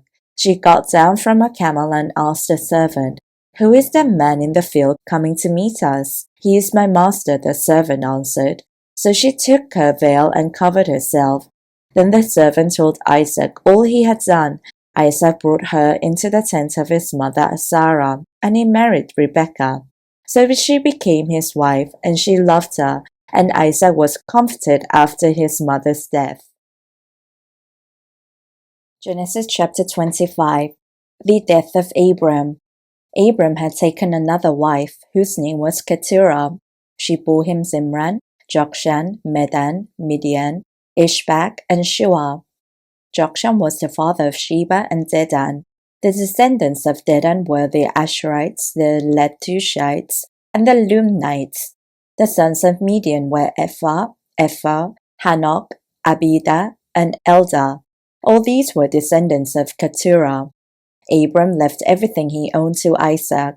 But while he was still living, he gave gifts to the sons of his concubines, and sent them away from his son Isaac to the land of the east. Abram lived 175 years. Then Abram breathed his last and died at a good old age, an old man and full of years, and he was gathered to his people. His sons Isaac and Ishmael buried him in the cave of Machpelah, near Mamre in the field of Ephron son of Zohar the Hittite, the field Abram had bought from the Hittites. There Abram was buried with his wife Sarah. After Abram's death, God blessed his son Isaac, who then lived near Beer Lahai Roi, Ishmael's sons. This is the account of the family line of Abram's son Ishmael, whom Sarah's slave Hagar the Egyptian bore to Abram. These are the names of the sons of Ishmael, listed in the order of their birth. Nebaioth, the firstborn of Ishmael, Kedar, Adbil, Mibzan, Mishma, Duma, Massa, Hadad, Tema, Judah, Naphish, and Kedemah. These were the sons of Ishmael, and these are the names of the 12 tribal rulers according to their settlements and camps. Ishmael lived 137 years. He breathed his last and died, and he was gathered to his people. His descendants settled in the area of Havilah to Shur, near the eastern border of Egypt, as you go towards Asher, and they lived in hostility towards all the tribes related to them, Jacob and Esau. This is the account of the family line of Abram's son Isaac. Abram became the father of Isaac, and Isaac was 40 years old when he married Rebekah, daughter of Bethuel, the Aramean, and Paddan Aram, and sister of Laban the Aramean. Isaac prayed to the Lord on behalf of his wife because she was childless. The Lord answered his prayer, and his wife Rebekah became pregnant. The babies jostled each other within her, and she said, "Why is this happening to me?" So she went to inquire of the Lord. The Lord said to her, "Two nations are in a womb, and two peoples from within you will be separated. One people will be stronger than the other, and the elder will serve the younger." When the time came for her to give birth, there were twin boys in her womb. The first to come out was red, and his whole body was like a hairy garment, so they named him Esau. After this, his brother came out, with his hand grasping Esau's heel, so he was named Jacob. Isaac was 60 years old when Rebekah gave birth to him. The boys grew up, and Esau became a skillful hunter, a man of the open country, while Jacob was content to stay at home among the tents. Isaac, who had a taste for wild game, loved Esau, but Rebekah loved Jacob. Once when Jacob was cooking some stew, Esau came in from the open country famished. He said to Jacob, "Quick, let me have some of that red stew. I'm famished." This is why he was also called Edom. Jacob replied, "First sell me your birthright." "Look, I am about to die," Esau said. "What good is the birthright to me?" But Jacob said, "Swear to me first." So he swore an oath to him, selling his birthright to Jacob. Then Jacob gave Esau some bread and some lentil stew. He ate and drank, and then got up and left. So Esau despised his birthright. Genesis chapter 26. Isaac and Abimelech. Now there was a famine in the land, besides the previous famine in Abram's time, and Isaac went to Abimelech, king of the Philistines, in Gerar. The Lord appeared to Isaac and said, "Do not go down to Egypt. live in the land where I tell you to live. Stay in this land for a while, and I will be with you and will bless you. For to you and your descendants I will give all these lands and will confirm the oath I swore to your father Abram. I will make your descendants as numerous as the stars in the sky and will give them all these lands, and through your offspring all nations on earth will be blessed. Because Abram obeyed me and did everything I required of him, keeping my commands, my decrees, and my instructions. So Isaac stayed in Gerar. When the men of the place asked him about his wife, he said, "She's my sister." Because he was afraid to say, "She's my wife," he thought, "The men of this place might kill me on the account of Rebekah, because she's beautiful." When Isaac had been there a long time, Abimelech, king of the Philistines, looked down from a window and saw Isaac caressing his wife Rebekah. So Abimelech summoned Isaac and said, "She is really your wife. Why did you say she's my sister?" Isaac answered him, "Because I thought I might lose my life on account of her." Then Abimelech said, "What is this you have done to us? One of the men might well have slept with your wife, and you would have brought us guilt." So Abimelech gave orders to all the people, "Anyone who harms this man or his wife shall surely be put to death." Isaac planted crops in the land, and the same year reaped 100-fold, because the Lord blessed him. The man became rich, and his wealth continued to grow until he became very wealthy. He had so many flocks and herds and servants that the Philistines envied him. So all the wells that the father's servants had dug in the time of his father Abram, the Philistines stopped up, filling them with earth. Then Abimelech said to Isaac, "Move away from us, you have become too powerful for us." So Isaac moved away from there and camped in the valley of Gerar, where he settled. Isaac reopened the wells that had been dug in the time of his father Abram, which the Philistines had stopped up after Abram died, and he gave them the same names his father had given them. Isaac's servants dug in the valley and discovered a well of fresh water there. But the herdsmen of Gerar quarreled with those of Isaac and said, "The water is ours," so he named the well Esek, because they disputed with him. Then they dug another well, but they quarreled over that one also, so he named it Sitnah. He moved on from there and dug another well, so no one quarreled over it. He named it Rehoboth, saying, "Now the Lord has given us room and we will flourish in the land." From there he went up to Beersheba. That night the Lord appeared to him and said, "I am the God of your father Abram. Do not be afraid, for I am with you. I will bless you and will increase the number of your descendants for the sake of my servant Abram." Isaac built an altar there and called on the name of the Lord. There he pitched his tent, and there his servants dug a wall. Meanwhile Abimelech had come to him from Gerar with Ahuzat, his personal advisor, and Phicol, the commander of his forces. Isaac asked him, "Why have you come to me, since you were hostile to me and sent me away?" They answered, "We saw clearly that the Lord was with you, so we said, there ought to be a sworn agreement between us and you. Let us make a treaty with you that you will do us no harm, just as we did not harm you, but always treated you well and sent you away peacefully. And now you're blessed by the Lord." Isaac then made a feast for them, and they ate and drank. Early the next morning the men swore an oath to each other. Then Isaac sent them on their way, and they went away peacefully.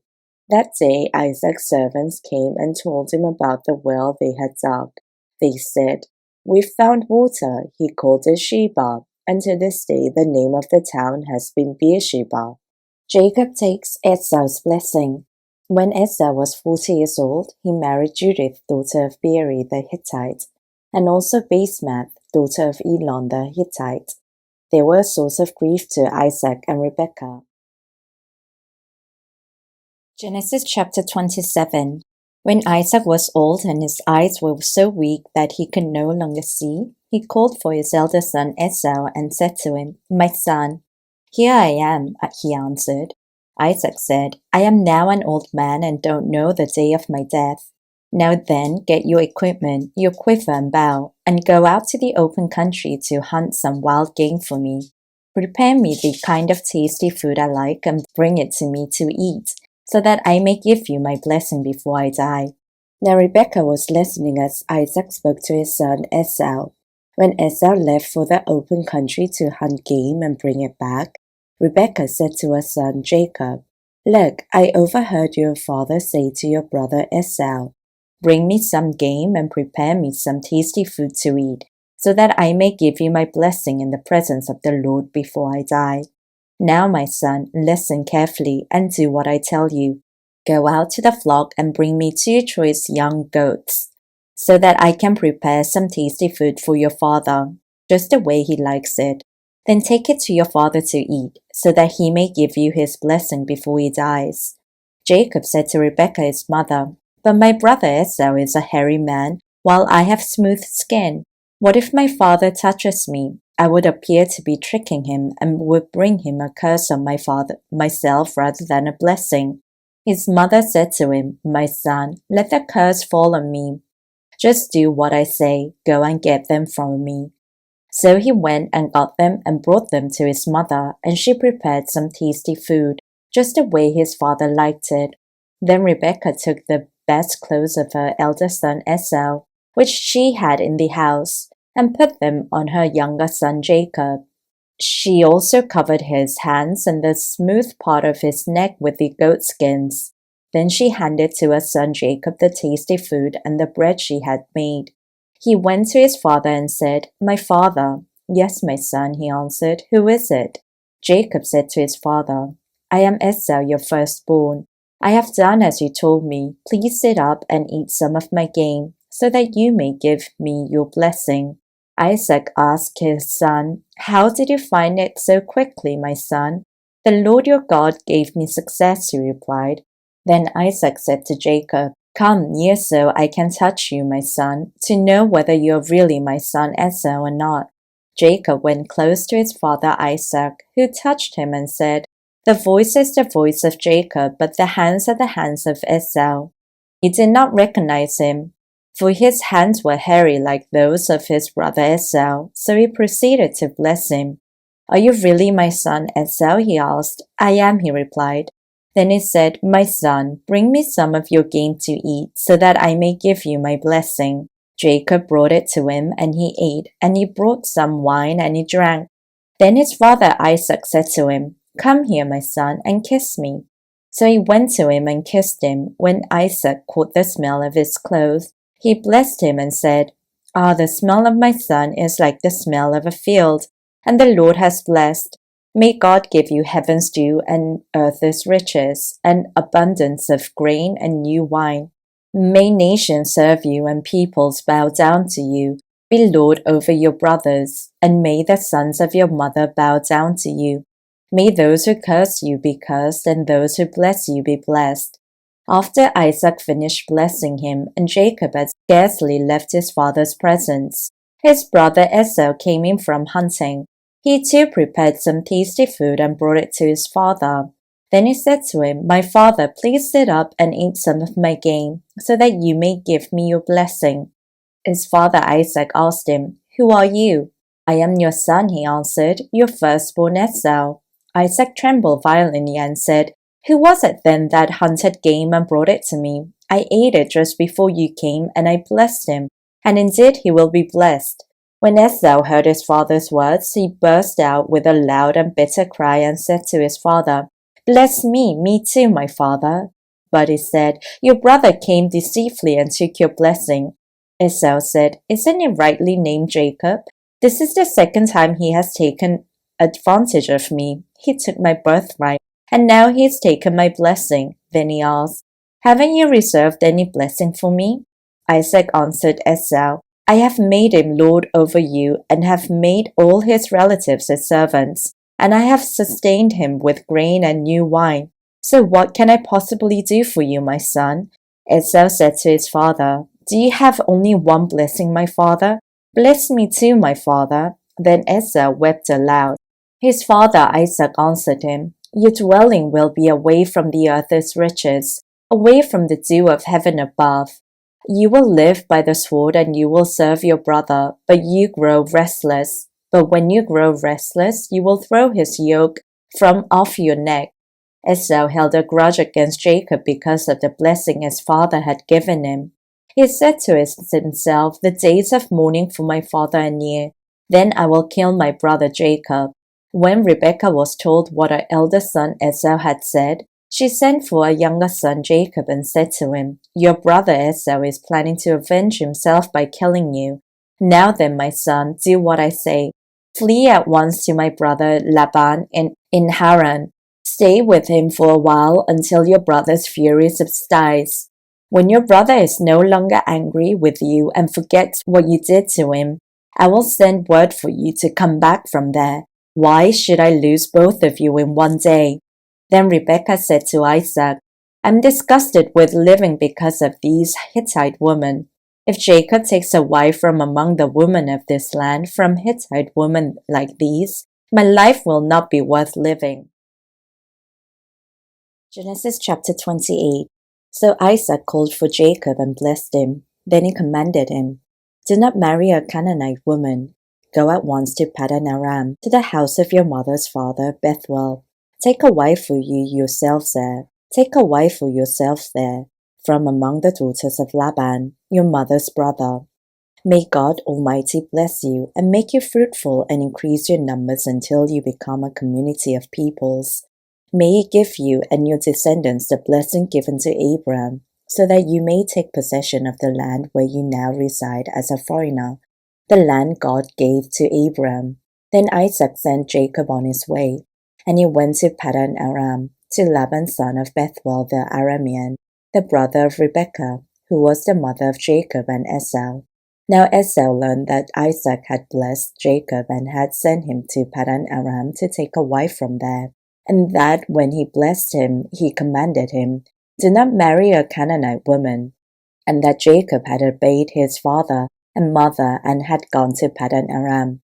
Esau then realized how displeasing the Canaanite women were to his father Isaac. So he went to Ishmael and married Mahalath, the sister of Nebaioth, and daughter of Ishmael son of Abraham, in addition to the wives he already had. Jacob's dream at Bethel.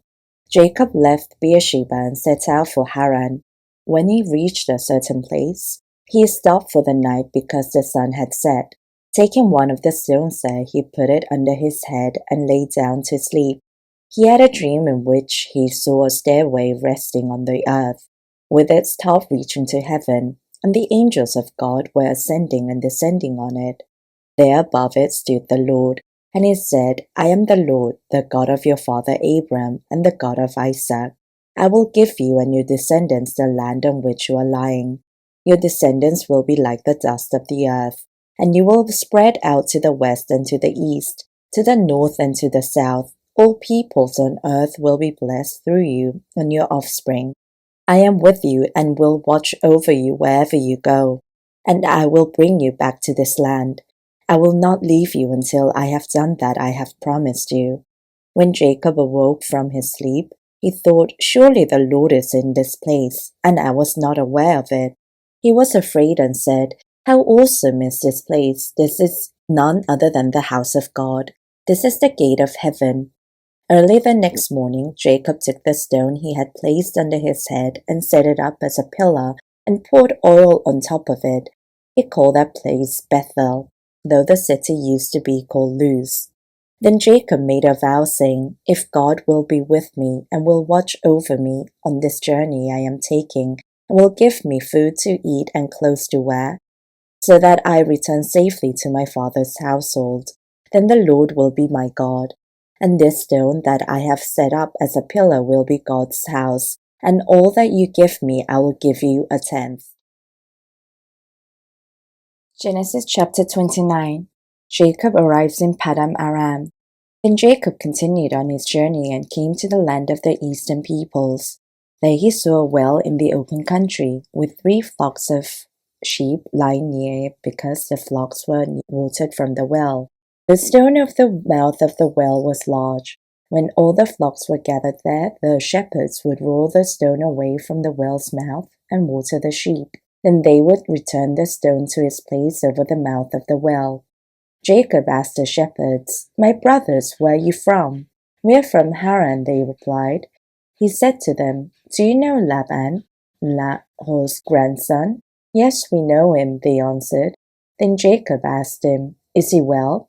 "Yes, he is," they said. "And here comes his daughter Rachel with the sheep." "Look," he said, "the sun is still high. It is not time for the flocks to be gathered. Water the sheep and take them back to pasture." "We can't," they replied, "until all the flocks are gathered and the stone has been rolled away from the mouth of the well. Then we will water the sheep."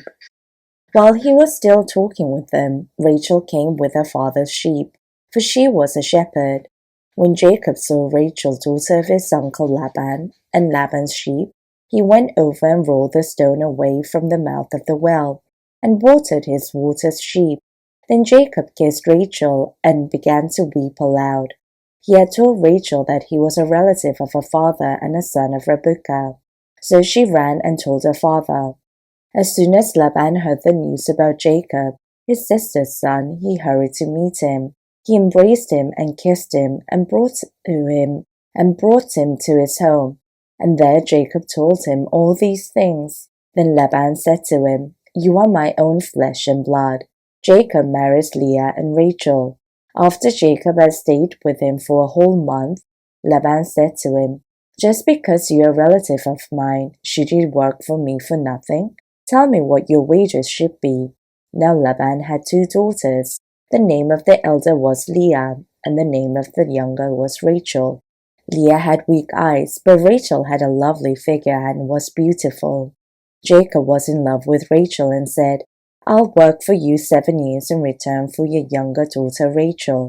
Laban said, "It's better that I give her to you than to some other man. Stay here with me."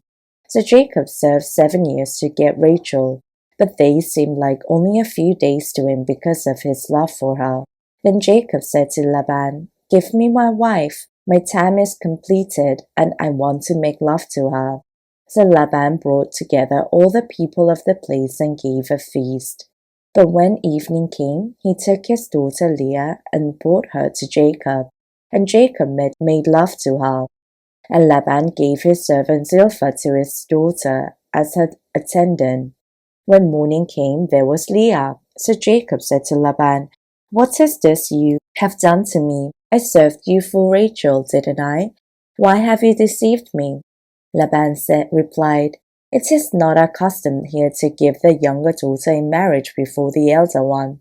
Finish this daughter's bridal week, then we will give you the younger one also, in return for another 7 years of work." And Jacob did so. He finished the week with Leah, and then Laban gave him his daughter Rachel to be his wife. Laban gave his servant Bilhah to his daughter Rachel as her attendant. Jacob made love to Rachel also, and his love for Rachel was greater than his love for Leah. And he worked for Laban another 7 years. Jacob's children. When the Lord saw that Leah was not loved, he enabled her to conceive, but Rachel remained childless. Leah became pregnant and gave birth to a son. She named him Reuben, for she said, "It is because the Lord has seen my misery. Surely my husband will love me now." She conceived again, and when she gave birth to a son, she said, "Because the Lord heard that I am not loved, he gave me this one too." So she named him Simeon. Again she conceived, and when she gave birth to a son, she said, "Now at last my husband will become attached to me, because I have borne him 3 sons." So he was named Levi. She conceived again, and when she gave birth to a son, she said, "This time I will praise the Lord." So she named him Judah. Then she stopped having children. Genesis chapter 30. When Rachel saw that she was not bearing Jacob any children, she became jealous of her sister. So she said to Jacob, "Give me children or I'll die." Jacob became angry with her and said, "Am I in the place of God, who has kept you from having children?" Then she said, "Here is Bilhah, my servant. Sleep with her, so that she can bear children for me, and I too can build a family through her." So she gave him her servant Bilhah as a wife. Jacob slept with her, and she became pregnant and bore him a son. Then Rachel said, "God has vindicated me. He has listened to my plea and given me a son." Because of this, she named him Dan. Rachel's servant Bilhah conceived again and bore Jacob a second son. Then Rachel said, "I have had a great struggle with my sister, and I have won." So she named him Naphtali. When Leah saw that she had stopped having children, she took her servant Zilpah and gave her Jacob as a wife. Leah's servant Zilpah bore Jacob a son. Then Leah said, "What good fortune!" So she named him Gad. Leah's servant Zilpah bore Jacob a second son. Then Leah said, "How happy I am! The woman will call me happy." So she named him Asher. During wheat harvest, Reuben went out into the fields and found some mandrake plants, which he brought to his mother Leah. Rachel said to Leah, "Please give me some of your son's mandrakes." But she said to her, "Wasn't it enough that you took away my husband? Will you take my son's mandrakes too?" "Very well," Rachel said. "He can sleep with you tonight in return for your son's mandrakes." So when Jacob came in from the fields at evening, Leah went out to meet him. "You must sleep with me," she said. "I have hired you with my son's mandrakes." So he slept with her that night. God listened to Leah, and she became pregnant and bore Jacob a fifth son. Then Leah said, "God has rewarded me for giving my servant to my husband." So she named him Issachar. Leah conceived again and bore Jacob a sixth son. Then Leah said, "God has presented me with a precious gift. This time my husband will treat me with honor, because I have borne him six sons." So she named him Zebulun. Sometime later she gave birth to a daughter and named her Dinah. Then God remembered Rachel. He listened to her and enabled her to conceive. She became pregnant and gave birth to a son and said, "God has taken away my disgrace." She named him Joseph and said, "May the Lord add to me another son." Jacob's flocks increased. After Rachel gave birth to Joseph, Jacob said to Laban, "Send me on my way so that I can go back to my own homeland. Give me my wives and children, for whom I have served you, and I will be on my way. You know how much work I've done for you." But Laban said to him, "If I have found favor in your eyes, please stay. I have learned by divination that the Lord has blessed me because of you." He added, "Name your wages, and I will pay them." Jacob said to him, "You know how I have worked for you and how your livestock has fled under my care. The little you had before I came has increased greatly, and the Lord has blessed you wherever I have been. But now, when may I do something for my own household?" "What shall I give you?" he asked. "Don't give me anything," Jacob replied. "But if you will do this one thing for me, I will go on tending your flocks and watching over them. Let me go through all your flocks today and remove from them every speckled or spotted sheep, every dark-colored lamb, and every spotted or speckled goat. They will be my wages, and my honesty will testify for me in the future. Whenever you check on the wages you have paid me, any goat in my possession that is not speckled or spotted, or any lamb that is not dark-colored will be considered stolen." "Agreed," said Laban. "Let it be as you have said." That same day he removed all the male goats that were streaked or spotted, and all the speckled or spotted female goats, all that had white on them, and all the dark-colored lambs, and he placed them in the care of his sons. Then he put a 3-day journey between himself and Jacob, while Jacob continued to tend the rest of Laban's flocks. Jacob, however, took fresh-cut branches from poplar, almond, and plane trees, and made white stripes on them,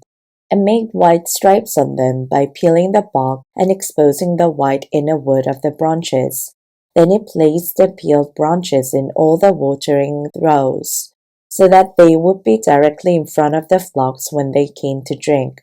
When the flocks were in heat and came to drink, they mated in front of the branches, and they bore young that were streaked or speckled or spotted. Jacob set apart the young of the flock by themselves, but made the rest face the straight and dark-colored animals that belonged to Laban. Thus he made separate flocks for himself and did not put them with Laban's animals. Whenever the stronger females were in heat, Jacob would place the branches in the troughs in front of the animals so that they would mate near the branches. But if the animals were weak, he would not place them there. So the weak animals went to Laban and the strong ones to Jacob. In this way the man grew exceedingly prosperous and came to own large flocks, and females and male servants, and camels and donkeys. Genesis chapter 31. Jacob flees from Laban.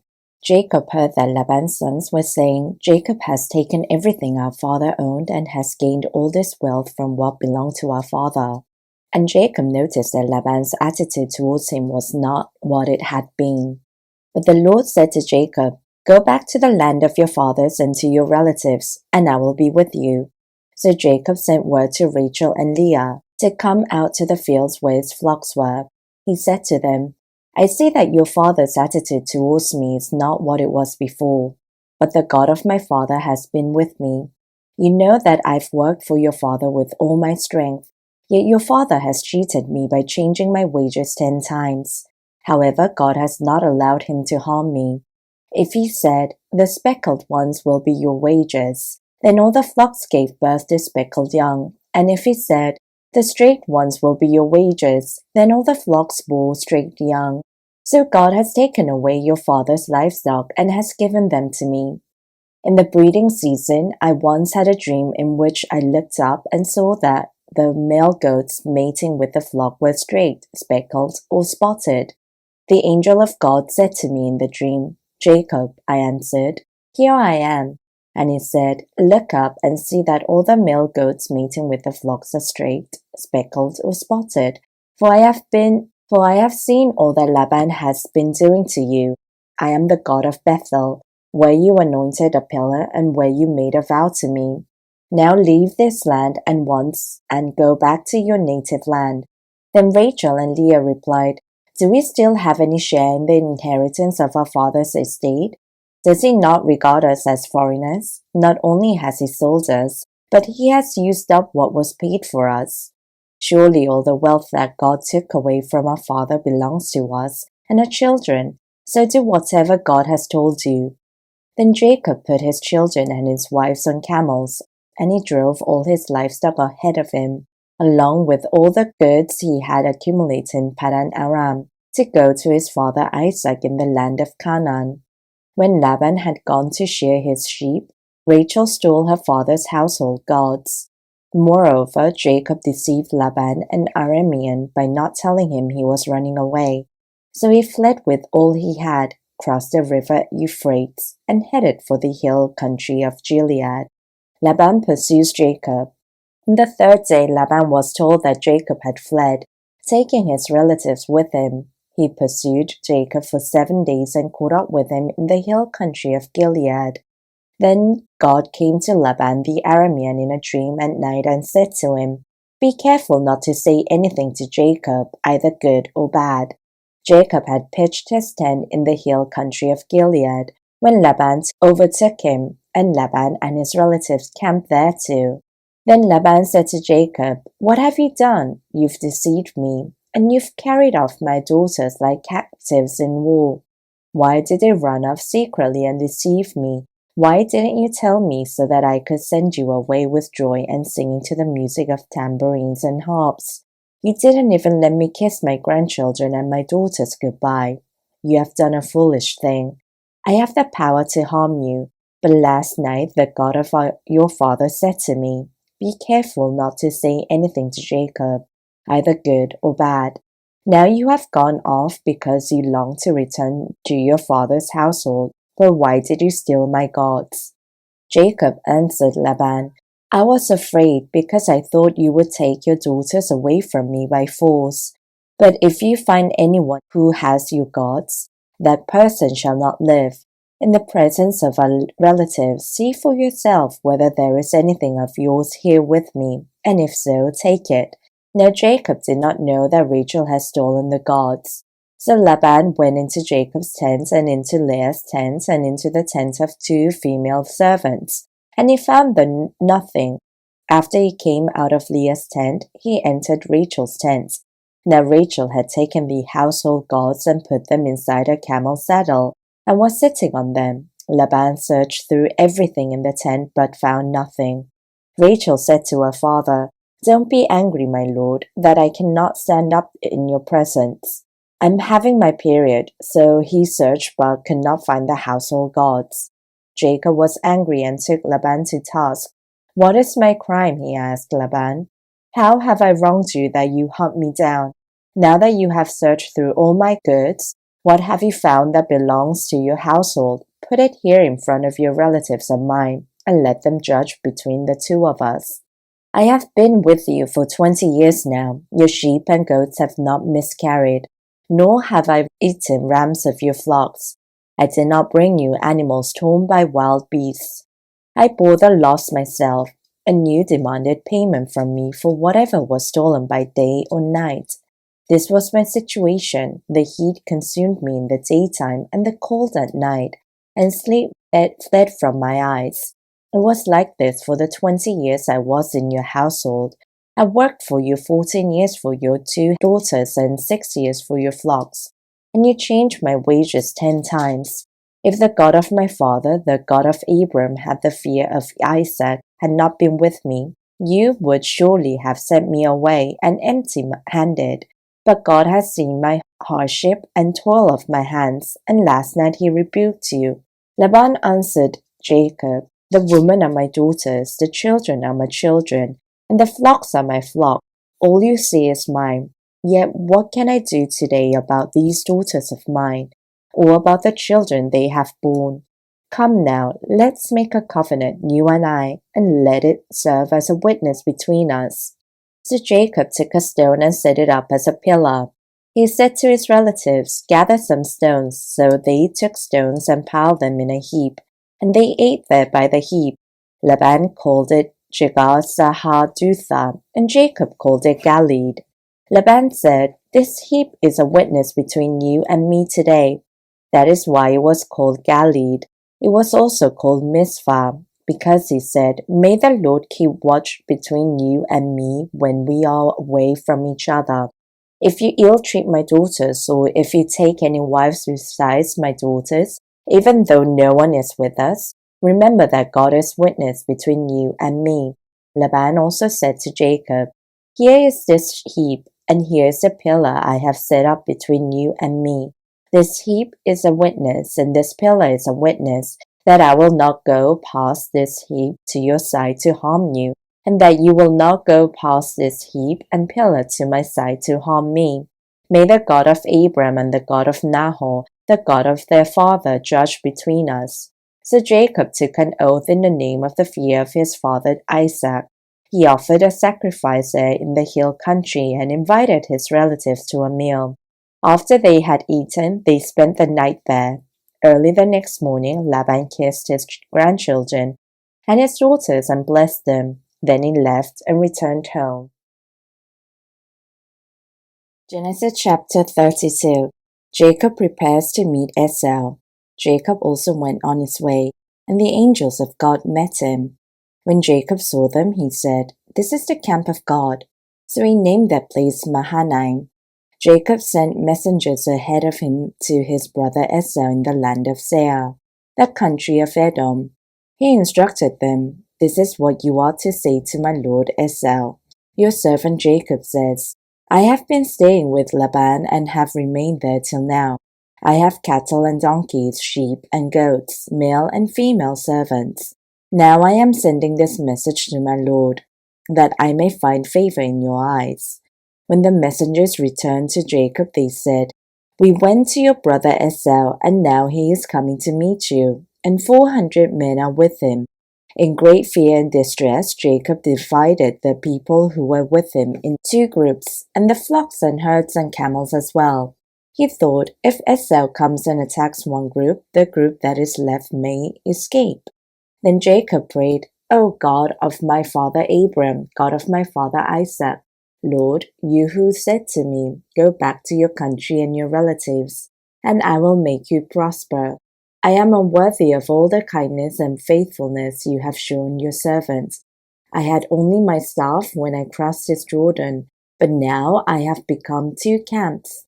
Save me, I pray, from the hand of my brother Esau, for I am afraid he will come and attack me, and also the mothers with their children. But you have said, I will surely make you prosper and will make your descendants like the sand of the sea, which cannot be counted. He spent the night there, and from what he had with him he selected a gift for his brother Esau, 200 female goats and 20 male goats, 200 ewes and 20 rams, 30 female camels with their young, 40 cows and 10 bulls, and 20 female donkeys and 10 male donkeys.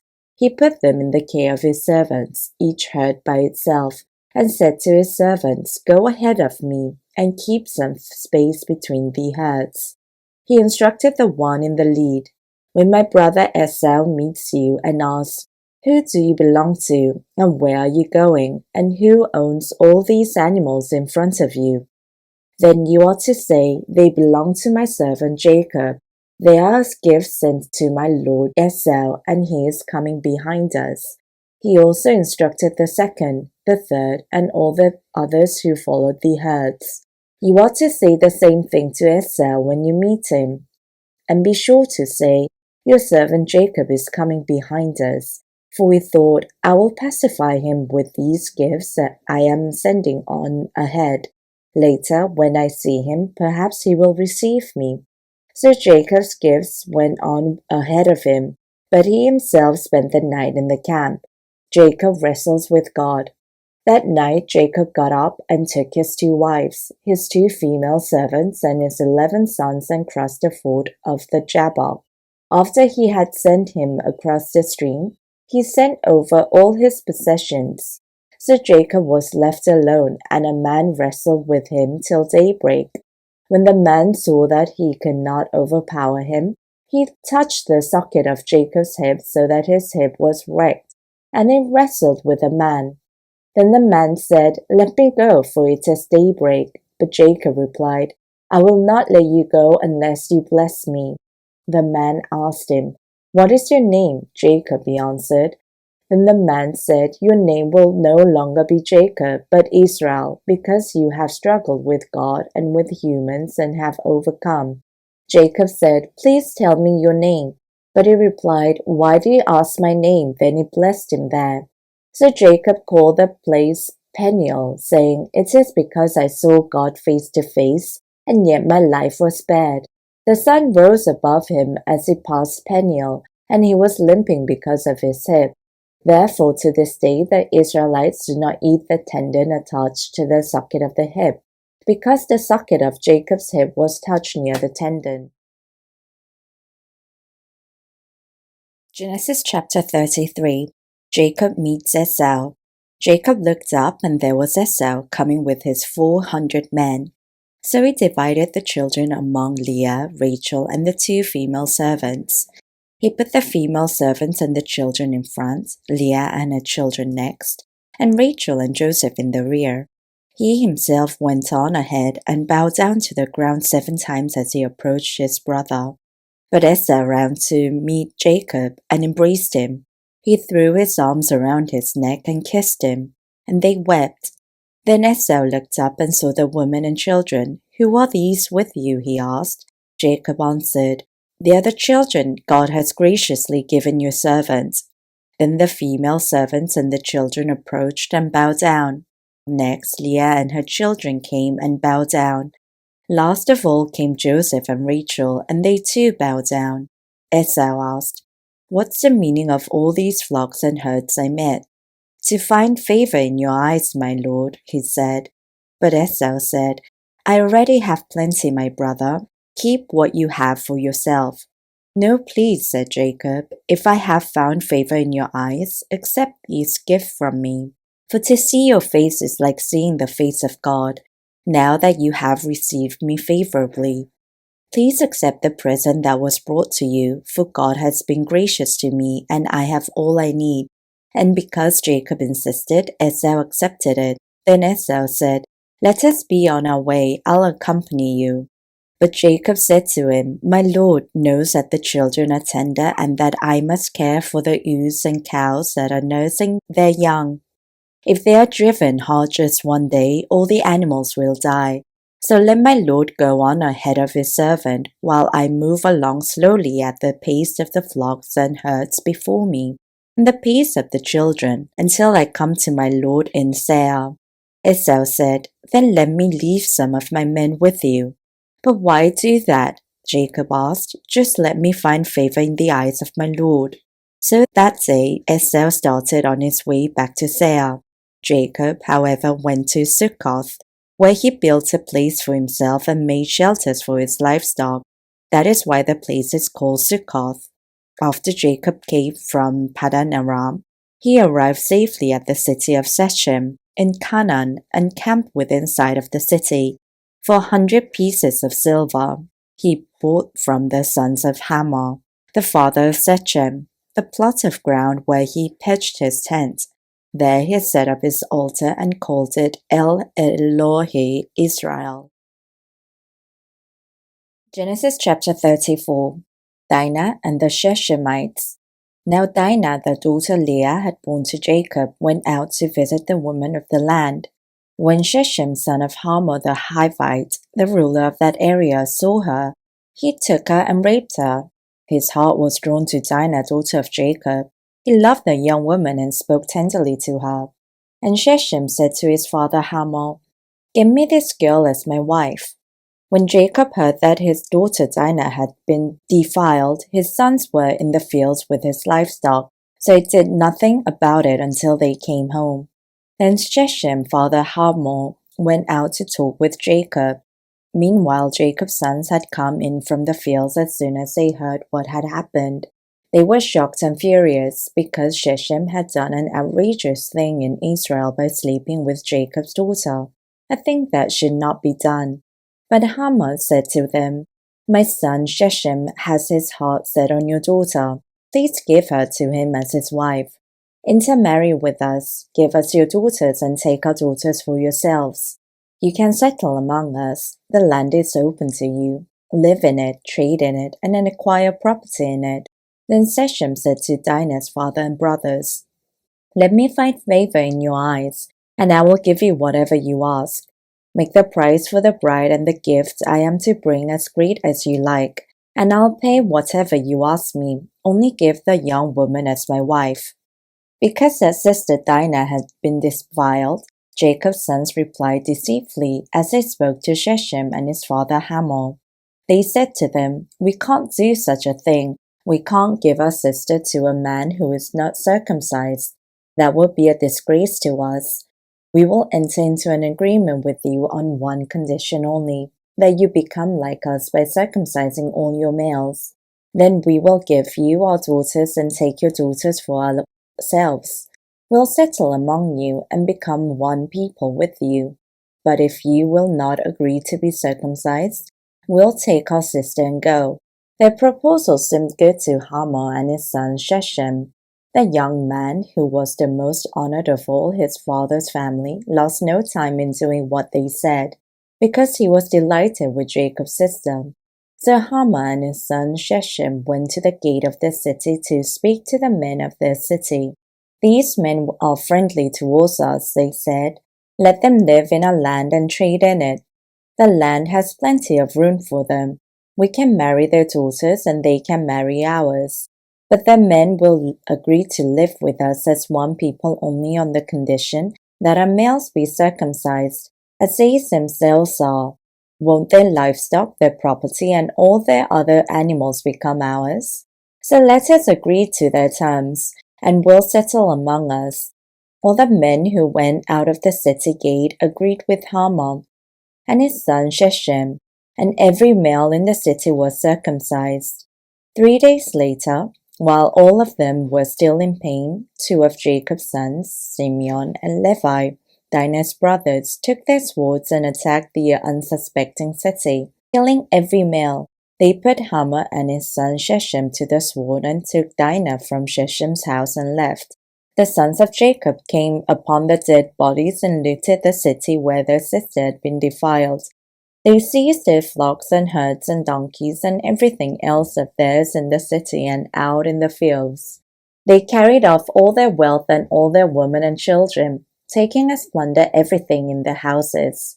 Then Jacob said to Simeon and Levi, "You have brought trouble to me by making me obnoxious to the Canaanites and Perizzites and people living in this land. We are few in number, and if they join forces against me and attack me, I and my household will be destroyed." But they replied, "Should he have treated our sister like a prostitute?"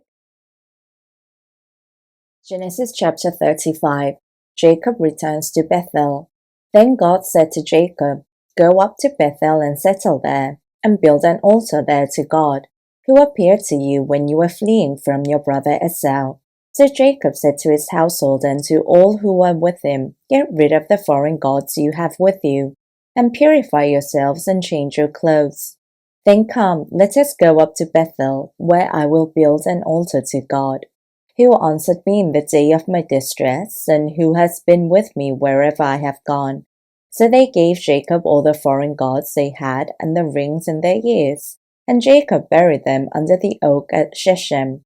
Then they set out, and the terror of God fell on the towns all around them so that no one pursued them. Jacob and all the people with him came to Luz, that is Bethel in the land of Canaan. There he built an altar, and he called the place El Bethel, because it was there that God revealed himself to him when he was fleeing from his brother. Now Deborah, Rebekah's nurse, died and was buried under the oak outside Bethel, so it was named Elon Bakuth. After Jacob returned from Paddan Aram, God appeared to him again and blessed him. God said to him, "Your name is Jacob, but you will no longer be called Jacob. Your name will be Israel." So he named him Israel. And God said to him, "I am God Almighty. Be fruitful and increase in number. A nation and a community of nations will come from you, and kings will be among your descendants. The land I gave to Abram and Isaac I also give to you, and I will give this land to your descendants after you." Then God went up from him at the place where he had talked with him. Jacob set up a stone pillar at the place where God had talked with him, and he poured out a drink offering on it. He also poured oil on it. Jacob called the place where God had talked with him Bethel, the death of Rachel and Isaac. Then they moved on from Bethel, where they were still some distance from Ephrath. Rachel began to give birth and had great difficulty. And as she was having great difficulty in childbirth, the midwife said to her, "Don't despair, for you have another son." As she breathed her last, for he was dying, she named her son Ben-Noi, but his father named him Benjamin. So Rachel died and was buried on the way to Ephrath, that is Bethlehem. Over her tomb Jacob set up a pillar, and to this day that pillar marks Rachel's tomb. Israel moved on again and pitched his tent beyond Migdal Eder, while Israel was living in the region. Reuben went in and slept with his father's concubine, Bilhah, and Israel heard of it. Jacob had 12 sons. The sons of Leah: Reuben, the firstborn of Jacob; Simeon, Levi, Judah, Issachar, and Zebulun. The sons of Rachel: Joseph and Benjamin. The sons of Rachel's servant: Bilhah, Dan, and Naphtali. The sons of Leah's servant Zilpah: Gad and Asher. These were the sons of Jacob, who were born to him in Paddan Aram. Jacob came home to his father Isaac in Mamre, near Kiriath Arba, that is Hebron, where Abram and Isaac had stayed. Isaac lived 180 years. Then he breathed his last and died and was gathered to his people, old and full of years, and his sons Esau and Jacob buried him. Genesis chapter 36. Esau's descendants. This is the account of the family line of Esau, that is Edom. Esau took his wives from the women of Canaan, Ada, daughter of Elon the Hittite, and Oholibamah, daughter of Anna and granddaughter of Zibeon the Hivite, also Basmath, daughter of Ishmael and sister of Nebaioth. Ada bore Eliphaz to Esau, Basmath bore Rubel, and Oholibamah bore Jush, Jalam, and Korah. These were the sons of Esau, who were born to him in Canaan. Esau took his wives and sons and daughters and all the members of his household, as well as his livestock and all his other animals and all the goods he had acquired in Canaan, and moved to a land some distance from his brother Jacob. Their possessions were too great for them to remain together. The land where they were staying could not support them both because of their livestock. So Esau, that is Edom, settled in the hill country of Seir. This is the account of the family line of Esau, the father of the Edomites in the hill country of Seir. These are the names of Esau's sons: Eliphaz, the son of Esau's wife, Ada, and Reuel, the son of Esau's wife Basemath. The sons of Eliphaz: Teman, Omar, Zepho, Gatam, and Kenaz. Esau's son Eliphaz also had a concubine named Timnah, who bore him Amalek. These were grandsons of Esau's wife Ada. The sons of Reuel: Nahath, Zerah, Shammah, and Mizah. These were grandsons of Esau's wife Basemath. The sons of Esau's wife Oholibamah, daughter of Anna and granddaughter of Zibeon, whom she bore to Esau: Jush, Zalam, and Korah. These were the chiefs among Esau's descendants, the sons of Eliphaz, the firstborn of Esau: chiefs Teman, Omar, Zepho, Kenaz, Korah, Gatam, and Amalek. These were the chiefs descended from Eliphaz in Edom, and they were grandsons of Ada. The sons of Esau's son Reuel: chiefs Nahath, Zerah, Shammah, and Mizah. These were the chiefs descended from Reuel in Edom. They were grandsons of Esau's wife Basemath. The sons of Esau's wife Oholibah: chiefs Jush, Zalam, and Korah. These were the chiefs descended from Esau's wife Oholibamah, daughter of Anna. These were the sons of Esau, that is Edom, and these were the chiefs. These were the sons of Seir the Horite, who were living in the region: Lotan, Shobah, Zibeon, Anna, Dishon, Ezer, and Dishan. These sons of Seir in Edom were Horite chiefs. The sons of Lotan: Hori and Homam. Timnah was Lotan's sister. The sons of Shobah: Alvan, Manahath, Ebal, Shepho, and Onam. These sons of Zibeon: Aya and Anna. These are the Anna who discovered the hot springs in the desert while he was grazing the donkeys of his father Zibeon. The children of Anna: Dishon and Oholibamah, daughter of Anna. The sons of Dishon: Hemdan, Eshban, Ithran, and Karan. The sons of Ezer: Bilhan, Zavan, and Akan. The sons of Dishan: Uz and Aran. These were the Horite chiefs: Lotan, Shobal, Zibeon, Anna, Dishon, Ezer, and Dishan. These were the Horite chiefs, according to the divisions in the land of Seir. The rulers of Edom: these were the kings who reigned in Edom before any Israelite king reigned. Bela, son of Beor, became king of Edom. His city was named Dinhamah. When Bela died, Jacob, son of Zerah from Zorah, succeeded him as king. When Jobab died, Husham from the land of the Temanites succeeded him as king. When Husham died, Hadad, son of Bedad, who defeated Midian in the country of Moab, succeeded him as king. His city was named Avith. When Hadad died, Samlah from Masrekah succeeded him as king. When Samlah died, Shaul from Rehoboth in the river succeeded him as king. When Shaul died, Baal-Hanan, son of Akbor, succeeded him as king. When Baal-Hanan, son of Akbor, died, Hadad succeeded him as king. His city was named Pau, and his wife's name was Mehetabel, daughter of Matred, the daughter of Mizahab. These were the chiefs descended from Esau, by name according to their clans and regions: Timnah, Alba, Zethes, Oholibamah, Elah, Pinon, Kenaz, Teman, Mizpah, Magdiel, and Iram. These were the chiefs of Edom, according to their settlements in the land they occupied. This is the family line of Esau, the father of the Edomites. Genesis chapter 37. Joseph's dreams. Jacob lived in the land where his father had stayed, the land of Canaan. This is the account of Jacob's family line. Joseph, a young man of 17, was tending the flocks with his brothers, the sons of Bilhah and the sons of Zilpah, his father's wives, and he brought their father a bad report about them. Now Israel loved Joseph more than any of his other sons, because he had been born to him in his old age, and he made an ornate robe for him. When his brothers saw that their father loved him more than any of them, they hated him and could not speak a kind word to him. Joseph had a dream, and when he told it to his brothers, they hated him all the more. He said to them, "Listen to this dream I had. We were binding sheaves of corn out in the field when suddenly my sheaf rose and stood upright, while your sheaves gathered round mine and bowed down to it."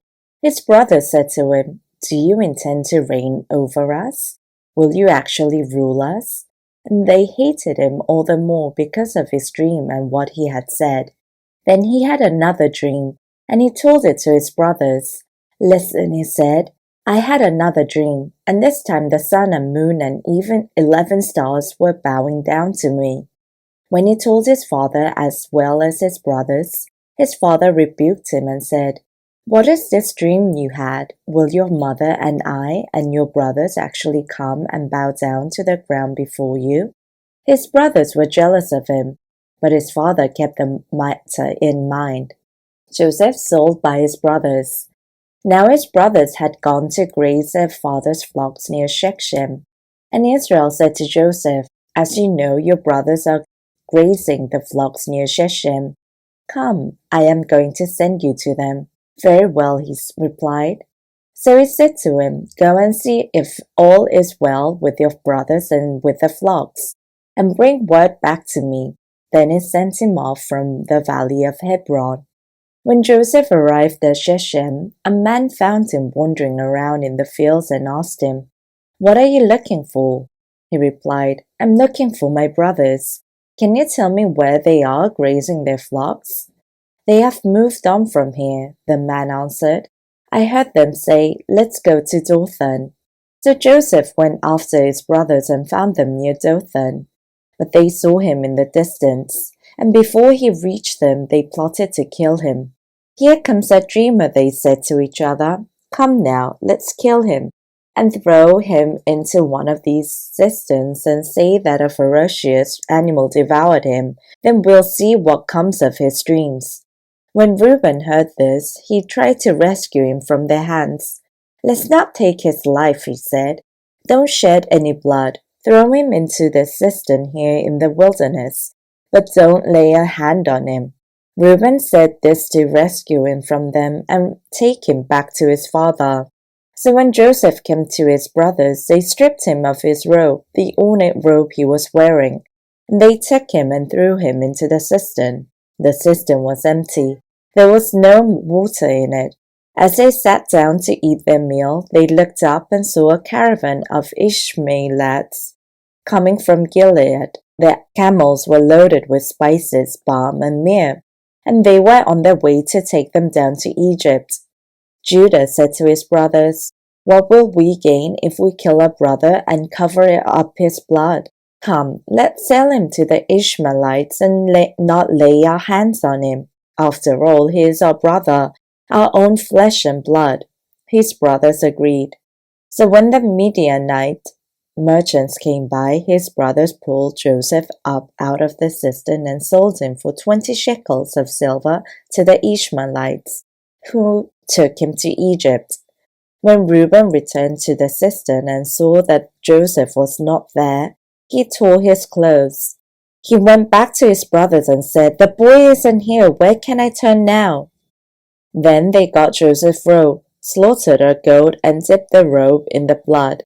They took the ornate robe back to their father and said, "We found this. Examine it to see whether it is your son's robe." He recognized it and said, "It is my son's robe. Some ferocious animal has devoured him. Joseph has surely been torn to pieces." Then Jacob tore his clothes, put on sackcloth, and mourned for his son many days. All his sons and daughters came to comfort him, but he refused to be comforted. No, he said, I will continue to mourn until I join my son in the grave. So his father wept for him. Meanwhile, the Midianites sold Joseph in Egypt to Potiphar, one of Pharaoh's officials. Genesis chapter 38. Judah and Tamar. At that time, Judah left his brothers and went down to stay with a man of Adullam named Hira. There, Judah met the daughter of a Canaanite man named Shua. He married her and made love to her. She became pregnant and gave birth to a son, who was named She conceived again and gave birth to a son and named him Onan. She gave birth to still another son and named him Shelah. It was at Kezib that she gave birth to him. Judah got a wife for his firstborn, and her name was Tamar. But Judah's firstborn, was wicked in the Lord's sight, so the Lord put him to death. Then Judah said to Onan, Sleep with your brother's wife and fulfill your duty to her as a brother-in-law to raise up offspring for your brother. But Onan knew that the child would not be his. So whenever he slept with his brother's wife, he spilled his semen on the ground to avoid providing offspring for his brother. What he did was wicked in the Lord's sight, so the Lord put him to death also. Judah then said to his brother-in-law Tamar, Live as a widow in your father's household until my son Shelah grows up, for he thought, he may die too, just like his brothers. So Tamar went to live in her father's household. After a long time, Judah's wife, the daughter of Shua, died. When Judah had recovered from his grief, he went up to Timnah, to the men who was shearing his sheep. And his friend Hira the Adullamite went with him.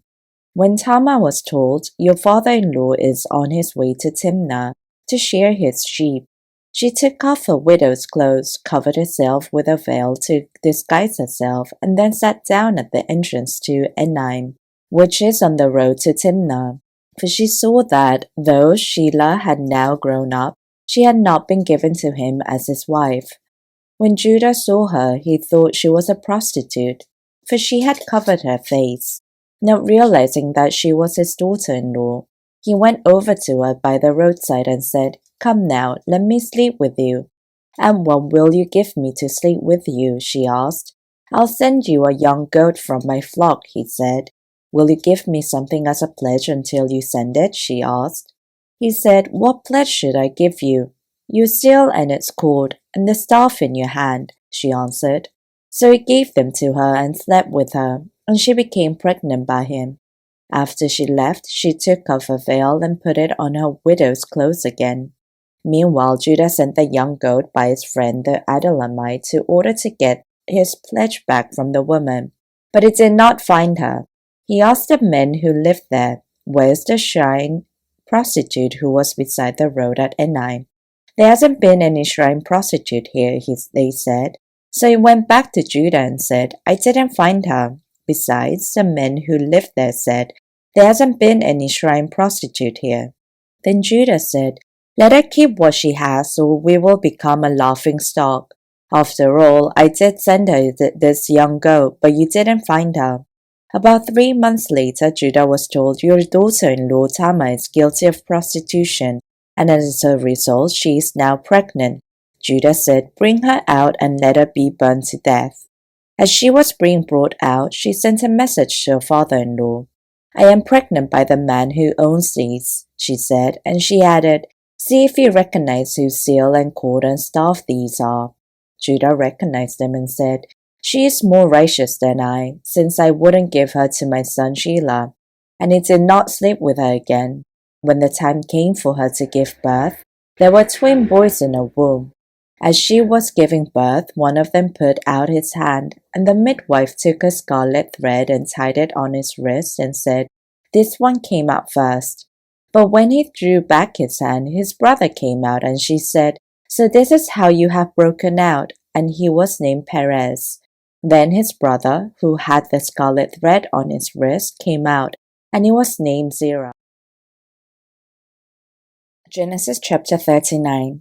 Joseph and Potiphar's wife. Now Joseph had been taken down to Egypt. Potiphar, an Egyptian who was one of Pharaoh's officials, the captain of the guard, brought him from the Ishmaelites who had taken him there. The Lord was with Joseph so that he prospered, and he lived in the house of his Egyptian master. When his master saw that the Lord was with him and that the Lord gave him success in everything he did, Joseph found favor in his eyes and became his attendant. Potiphar put him in charge of his household, and he entrusted to his care everything he owned. From the time he put him in charge of his household and of all that he owned, the Lord blessed the household of the Egyptian because of Joseph. The blessing of the Lord was on everything Potiphar had, but in the house and in the field. So Potiphar left everything he had in Joseph's care, with Joseph in charge. It did not concern him with anything except the food he ate. Now Joseph was well built and handsome, and after a while his master's wife took notice of Joseph and said, "Come to bed with me." But he refused. With me in charge, she told her, "My master does not concern himself with anything in the house. Everything he owns he has trusted to my care. No one is greater in this house than I am. My master has withheld nothing from me except you, because you are his wife. How then could I do such a wicked thing and sin against God?" And though she spoke to Joseph day after day, he refused to go to bed with her or even to be with her. One day he went into the house to attend to his duties, and none of the household servants was inside. She caught him by his cloak and said, "Come to bed with me." But he left his cloak in her hand and ran out of the house. When she saw that he had left his cloak in her hand and had run out of the house, she called her household servants. "Look," she said to them, "this Hebrew has been brought to us to make sport of us. He came in here to sleep with me, but I screamed. When he heard me scream for help, he left his cloak beside me and ran out of the house." She kept his cloak beside her until his master came home. Then she told him this story. "The Hebrew slave you brought us came to me to make sport of me. But as soon as I screamed for help, he left his cloak beside me and ran out of the house." When his master heard the story, his wife told him, saying, "This is how your slave treated me." He burned with anger. Joseph's master took him and put him in prison, the place where the king's prisoners were confined. But while Joseph was there in the prison, the Lord was with him. He showed him kindness and granted him favor in the eyes of the prison warder. So the warder put Joseph in charge of all those held in the prison, and he was made responsible for all that was done there. The warder paid no attention to anything under Joseph's care, because the Lord was with Joseph and gave him success in whatever he did. Genesis chapter 40. The cupbearer and the baker. Sometime later, the cupbearer and the baker of the king of Egypt offended their master, the king of Egypt. Pharaoh was angry with his two officials, the chief cupbearer and the chief baker, and put them in custody in the house of the captain of the guard, in the same prison where Joseph was confined. The captain of the guard assigned them to Joseph, and he attended them. After they had been in custody for some time, each of the two men, the cupbearer and the baker of the king of Egypt, who were being held in prison, had a dream the same night, and each dream had a meaning of its own. When Joseph came to them the next morning, he saw that they were dejected. So he asked Pharaoh's officials who were in custody with him in his master's house, "Why do you look so sad today?" "We both had dreams," they answered, "but there is no one to interpret them." Then Joseph said to them, "Do not interpretations belong to God? Tell me your dreams." So the chief cupbearer told Joseph his dream. He said to him, "In my dream I saw a vine in front of me, and on the vine there were 3 branches. As soon as it budded, it blossomed, and its clusters ripened into grapes. Pharaoh's cup was in my hand, and I took the grapes, squeezed them into Pharaoh's cup, and put the cup in his hand. "This is what it means," Joseph said to him. "The 3 branches are 3 days. Within 3 days, Pharaoh will lift up your head and restore you to your position, and you will put Pharaoh's cup in his hand, just as you used to do when you were his cupbearer. But when all goes well with you, remember me and show me kindness. Mention me to Pharaoh and get me out of this prison. I was forcefully carried off from the land of the Hebrews, and even here I have done nothing to deserve being put in a dungeon." When the chief baker saw that Joseph had given a favorable interpretation, he said to Joseph, "I too had a dream. On my head were 3 baskets of bread. In the top basket were all kinds of baked goods for Pharaoh, but the birds were eating them out of the basket on my head." "This is what it means," Joseph said. "The 3 baskets are 3 days. Within 3 days, Pharaoh will lift up your head and impale your body on a pole, and the birds will eat away your flesh." Now the 3rd day was Pharaoh's birthday, and he gave a feast for all his officials. He lifted up the heads of the chief bearer and the chief baker in the presence of his officials. He restored the chief cupbearer to his position, so that he once again put the cup into Pharaoh's hand. But he impaled the chief baker, just as Joseph had said to them in his interpretation. The chief cupbearer, however,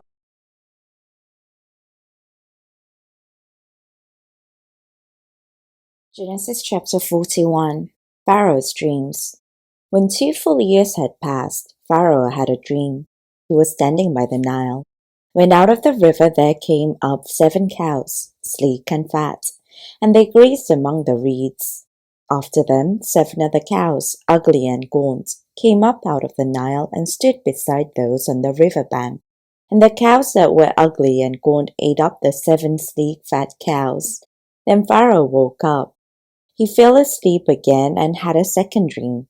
7 ears of corn, healthy and good, were growing on a single stalk. After them 7 other ears of corn sprouted, thin and scorched by the east wind. The thin ears of corn swallowed up these 7 healthy full ears. Then Pharaoh woke up. It had been a dream. In the morning his mind was troubled, so he sent for all the magicians and wise men of Egypt. Pharaoh told them his dreams, but no one could interpret them for him. Then the chief cupbearer said to Pharaoh, "Today I am reminded of my shortcomings. Pharaoh was once angry with his servants and imprisoned me and the chief baker in the house of the captain of the guard. Each of us had a dream the same night, and each dream had a meaning of its own. Now a young Hebrew was there with us, a servant of the captain of the guard. We told him our dreams, and he interpreted them for us, giving each man the interpretation of his dream. And things turned out exactly as he interpreted them to us. I was restored to my position, and the other man was impaled." So Pharaoh sent for Joseph, and he was quickly brought from the dungeon. When he had shaved and changed his clothes, he came before Pharaoh. Pharaoh said to Joseph, "I had a dream, and no one can interpret it. But I have heard it said of you that when you hear a dream, you can interpret it." "I cannot do it," Joseph replied to Pharaoh. "But God will give Pharaoh the answer he desires." Then Pharaoh said to Joseph, "In my dream I was standing on the bank of the Nile, when out of the river there came up 7 cows, fat and sleek, and they grazed among the reeds. After them 7 other cows came up, scrawny and very ugly and lean. I had never seen such ugly cows in all the land of Egypt. The lean, ugly cows ate up the 7 fat cows that came up first. But even after they ate them, no one could tell that they had done so. They looked just as ugly as before. Then I woke up. In my dream I saw 7 ears of corn, full and good, growing on a single stalk. After them 7 other ears sprouted, withered and thin and scorched by the east wind. The thin ears of corn swallowed up the 7 good ears. I told this to the magicians, but none of them could explain it to me. Then Joseph said to Pharaoh, The dreams of Pharaoh are one and the same. God has revealed to Pharaoh what he is about to do. The 7 good cows are 7 years, and the 7 good years of corn are 7 years. It is one and the same dream. The 7 lean, ugly cows that came up after the 7 years, and so are the 7 worthless years of corn scorched by the east wind. They were 7 years of famine. It is just as I said to Pharaoh. God has shown Pharaoh what he is about to do. 7 years of great abundance are coming throughout the land of Egypt. The 7 years of famine will follow them. Then all the abundance in Egypt will be forgotten, and the famine will ravage the land. The abundance in the land will not be remembered, because the famine that follows it will be so severe. The reason the dream was given to Pharaoh in 2 forms is that the matter has been firmly decided by God, and God will do it soon. And now let Pharaoh look for a discerning and wise man and put him in charge of the land of Egypt. Then Pharaoh appoint commissioners over the land and to take 1/5 of the harvest of Egypt during the 7 years of abundance.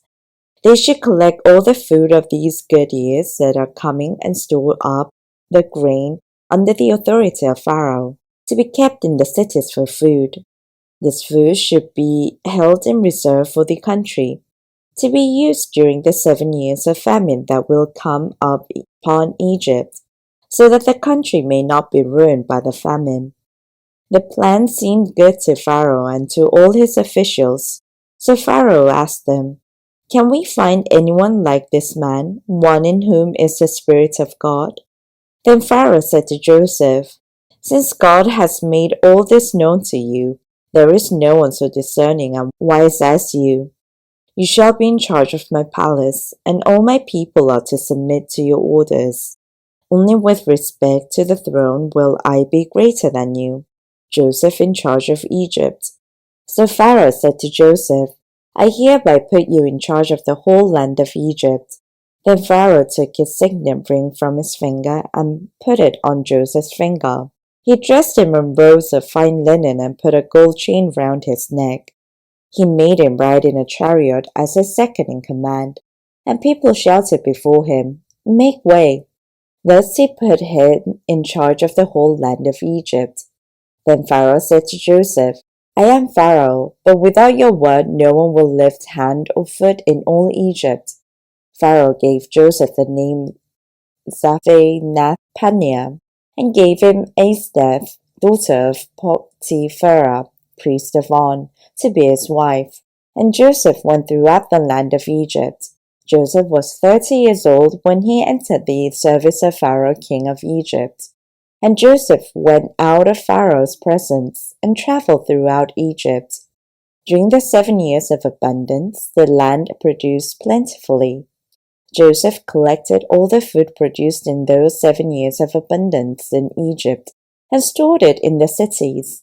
In each city he put the food grown in the fields surrounding it. Joseph stored up huge quantities of grain, like the sand of the sea.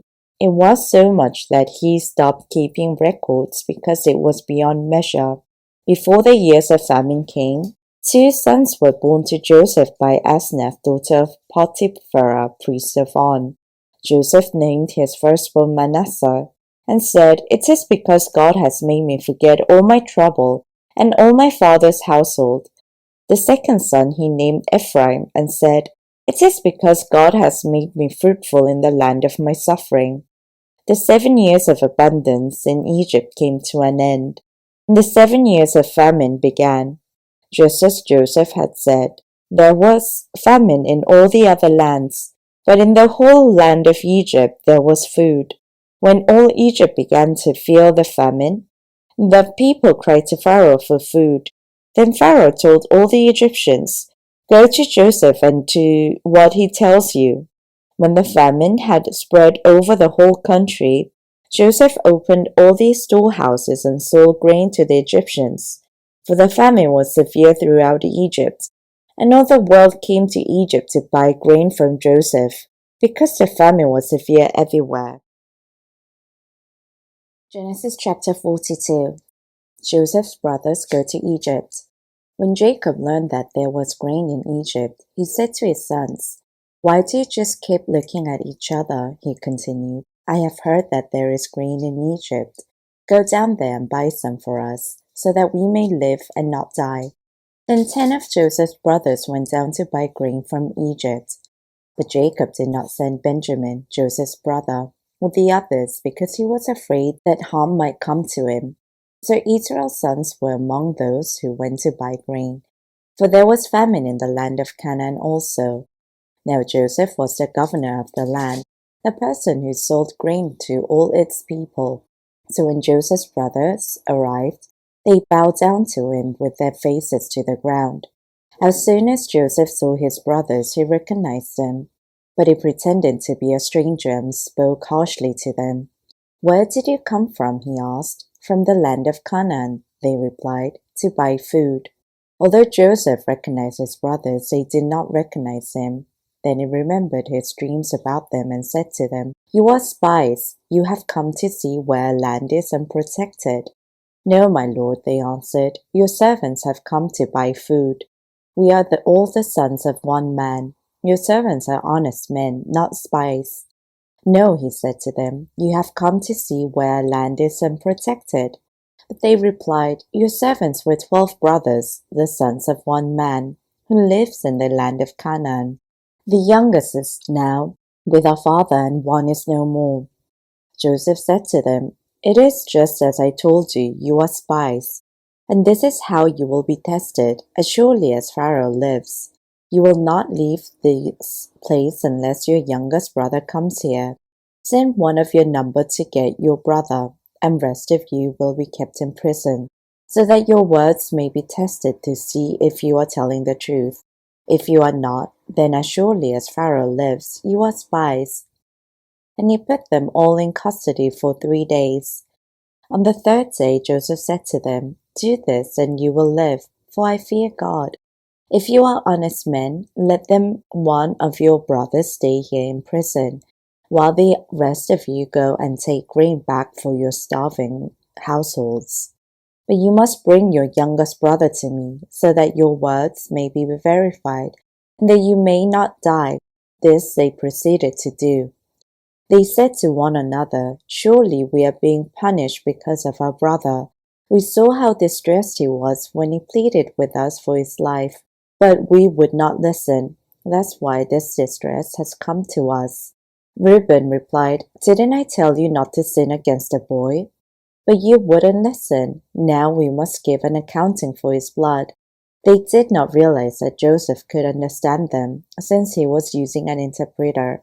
He turned away from them and began to weep, but then came back and spoke to them again. He had Simeon taken from them and bound before their eyes. Joseph gave orders to fill their bags with grain, to put each man's silver back in his sack, and to give them provisions for their journey. After this was done for them, they loaded their grain on their donkeys and left. At the place where they stopped for the night, one of them opened his sack to get feed for his donkey, and he saw his silver in the mouth of his sack. "My silver has been turned," he said to his brothers. "Here it is in my sack." Their hearts sank, and they turned to each other trembling and said, "What is this that God has done to us?" When they came to their father Jacob in the land of Canaan, they told him all that had been happened to them. They said, "The man who is Lord over the land spoke harshly to us and treated us as though we were spying on the land. But we said to him, 'We are honest men, we are not spies. We were 12 brothers, sons of one another. One is no more, and the youngest is now with our father in Canaan.' Then the man who is Lord over the land said to us, 'This is how I will know whether you are honest men. Leave one of your brothers here with me, and take food for your starving households and go. But bring your youngest brother to me, so I will know that you are not spies, but honest men. Then I will give your brother back to you, and you can trade in the land.' As they were emptying their sacks, there in each man's sack was his pouch of silver. When they and their father saw the money pouches, they were frightened. Their father Jacob said to them, "You have deprived me of my children. Joseph is no more, and Simeon is no more. And now you want to take Benjamin. Everything is against me." Then Reuben said to his father, "You may put both of my sons to death if I do not bring him back to you. Entrust him to my care, and I will bring him back." But Jacob said, "My son will not go down there with you. His brother is dead, and he is the only one left. If harm comes to him on the journey you are taking, you will."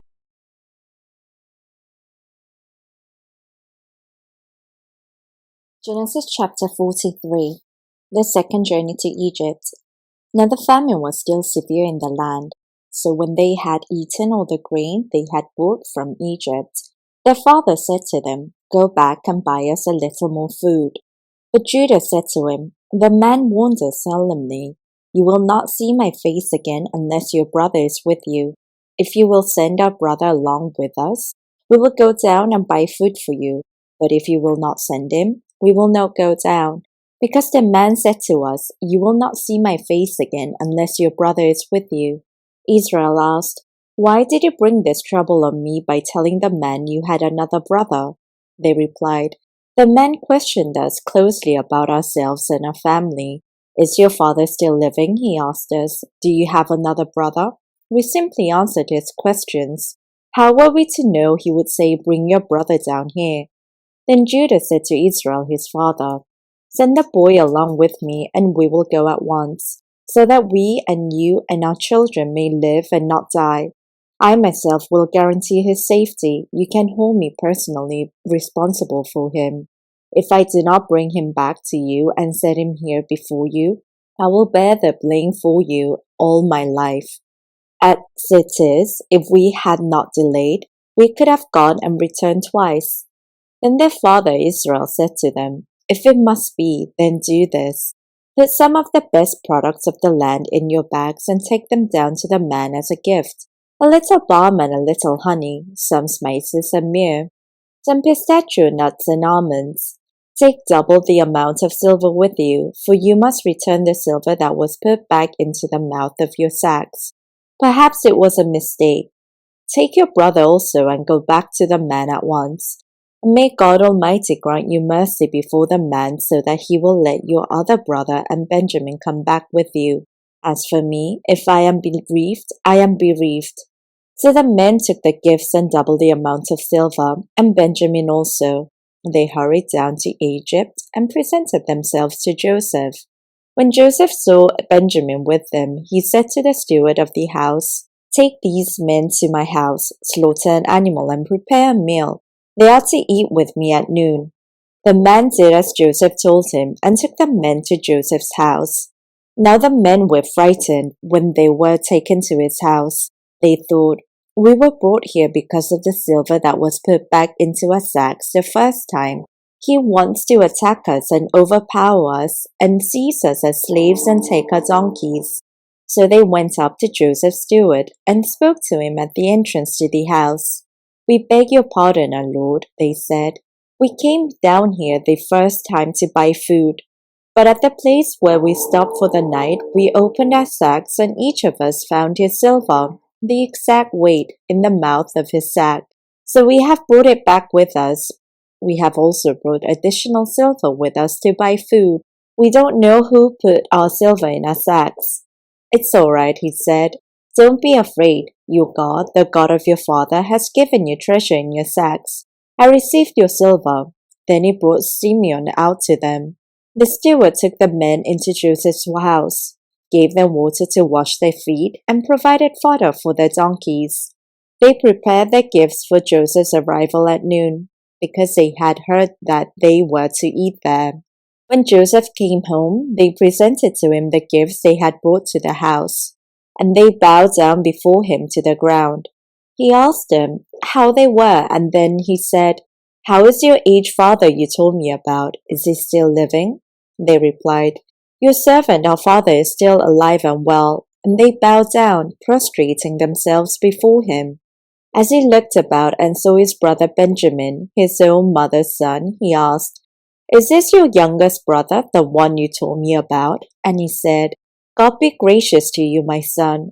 Deeply moved at the sight of his brother, Joseph hurried out and looked for a place to weep.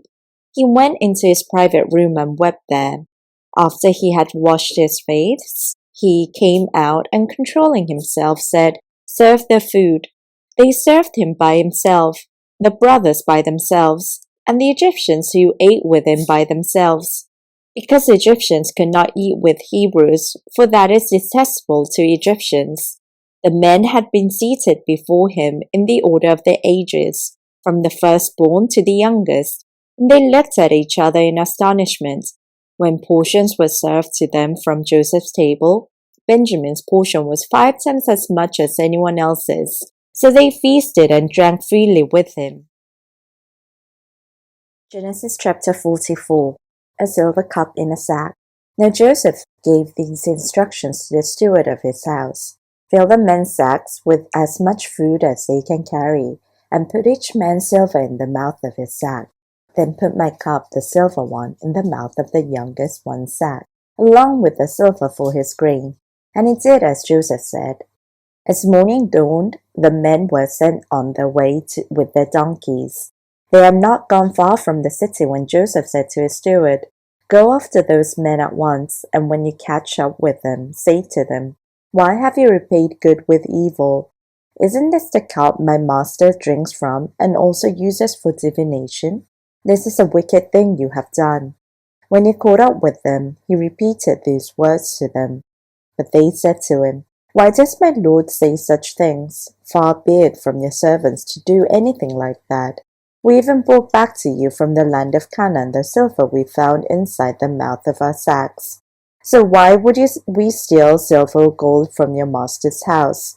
If any of your servants is found to have it, he will die, and the rest of us will become my lord's slaves. Very well then, he said, let it be as you say. Whoever is found to have it will become my slave. The rest of you will be free from blame. Each of them quickly lowered his sack to the ground and opened it. Then the stewards proceeded to search, beginning with the eldest and ending with the youngest, and the cup was found in Benjamin's sack. At this they tore their clothes. Then they all loaded their donkeys and returned to the city. Joseph was still in the house when Judah and his brothers came in, and they threw themselves to the ground before him. Joseph said to them, What is this you have done? Don't you know that a man like me can find things out by divination? What can we say to my lord? Judah replied. What can we say? How can we prove our innocence?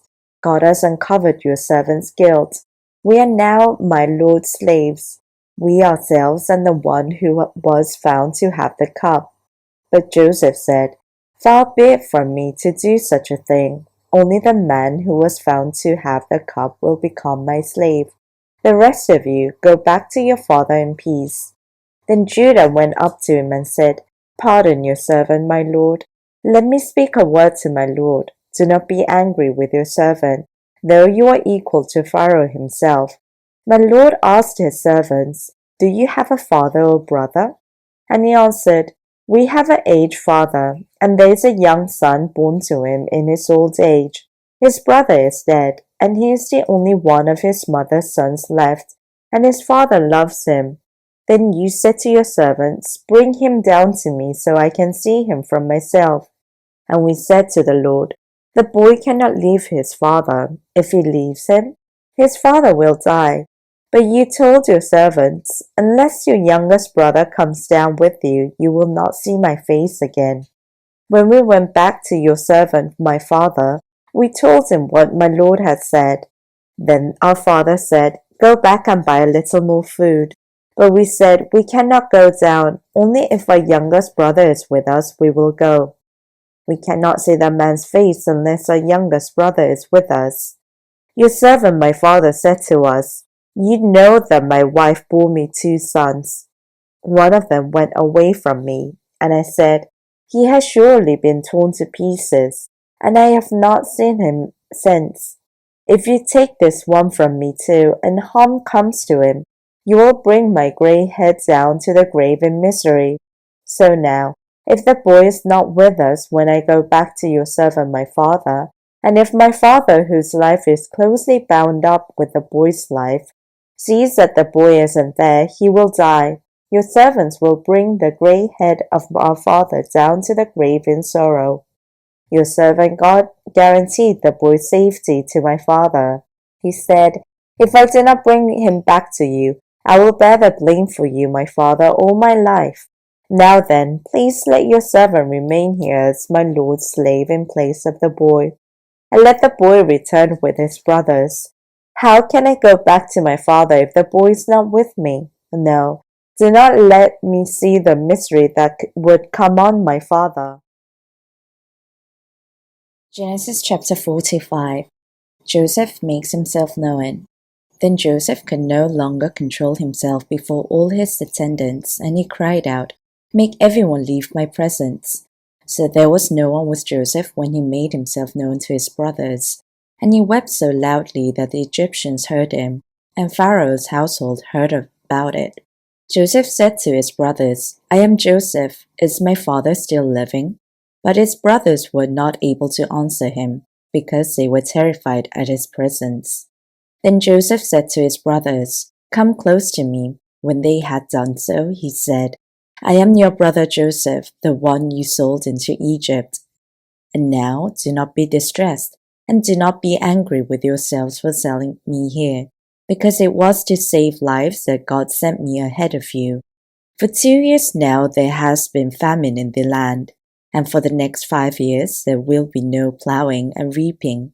But God sent me ahead of you to preserve for you a remnant on earth and to save your lives by a great deliverance. So then it was not you who sent me here, but God. He made me father to Pharaoh, lord of his entire household and ruler of all Egypt.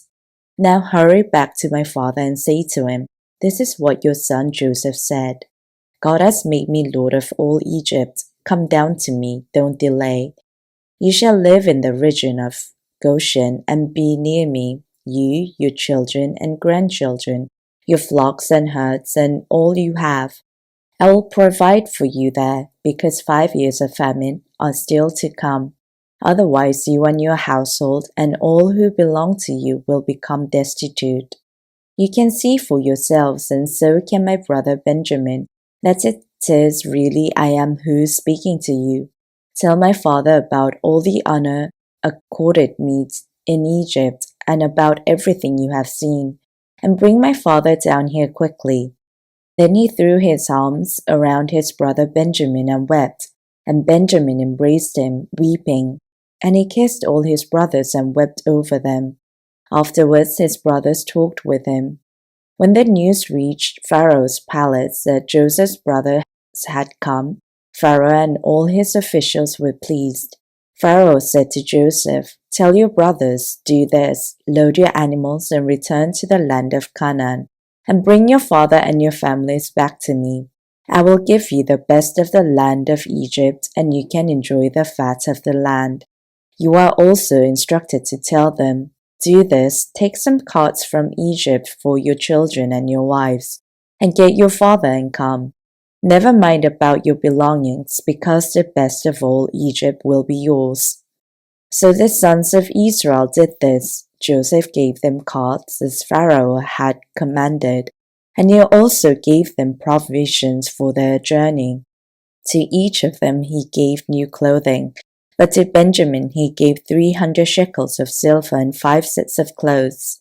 And this is what he sent to his father: 10 donkeys loaded with the best things of Egypt, and 10 female donkeys loaded with grain and bread and other provisions for his journey. Then he sent his brothers away, and as they were leaving, he said to them, Don't quarrel on the way. So they went up out of Egypt and came to their father Jacob in the land of Canaan. They told him, Joseph is still alive. In fact, he is ruler of all Egypt. Jacob was stunned. He did not believe them. But when they told him everything Joseph had said to them, and when he saw the carts Joseph had sent to carry him back, the spirits of their father Jacob revived. And Israel said, I'm convinced. My son Joseph is still alive, I will go and see him before I die. Genesis chapter 46. Jacob goes to Egypt. So Israel set out with all that was his, and when he reached Beersheba, he offered sacrifices to the God of his father Isaac. And God spoke to Israel in a vision at night and said, Jacob, Jacob. Here I am, he replied. I am God, the God of your father, he said. Do not be afraid to go down to Egypt, for I will make you into a great nation there. I will go down to Egypt with you, and I will surely bring you back again, and Joseph's own hand will close your eyes. Then Jacob left Beersheba, and Israel's sons took their father Jacob and the children and their wives in the carts that Pharaoh had sent to transport him. So Jacob and all his offspring went to Egypt, taking with them their livestock and the possessions they had acquired in Canaan. Jacob brought with him to Egypt his sons and grandsons and his daughters and granddaughters, all his offspring. These are the names of the sons of Israel, Jacob and his descendants who went to Egypt. Reuben, the firstborn of Jacob. The sons of Reuben, Hanok, Palu, Hezron, and Carmi. The sons of Simeon, Jemuel, Jamin, Ohad, Jachin, Zohar, and Shaul, and the son of a Canaanite woman. The sons of Levi, Gershon, Kohath, and Merari. The sons of Judah, Onan, Shelah, Perez, and Zerah. But and Onan had died in the land of Canaan.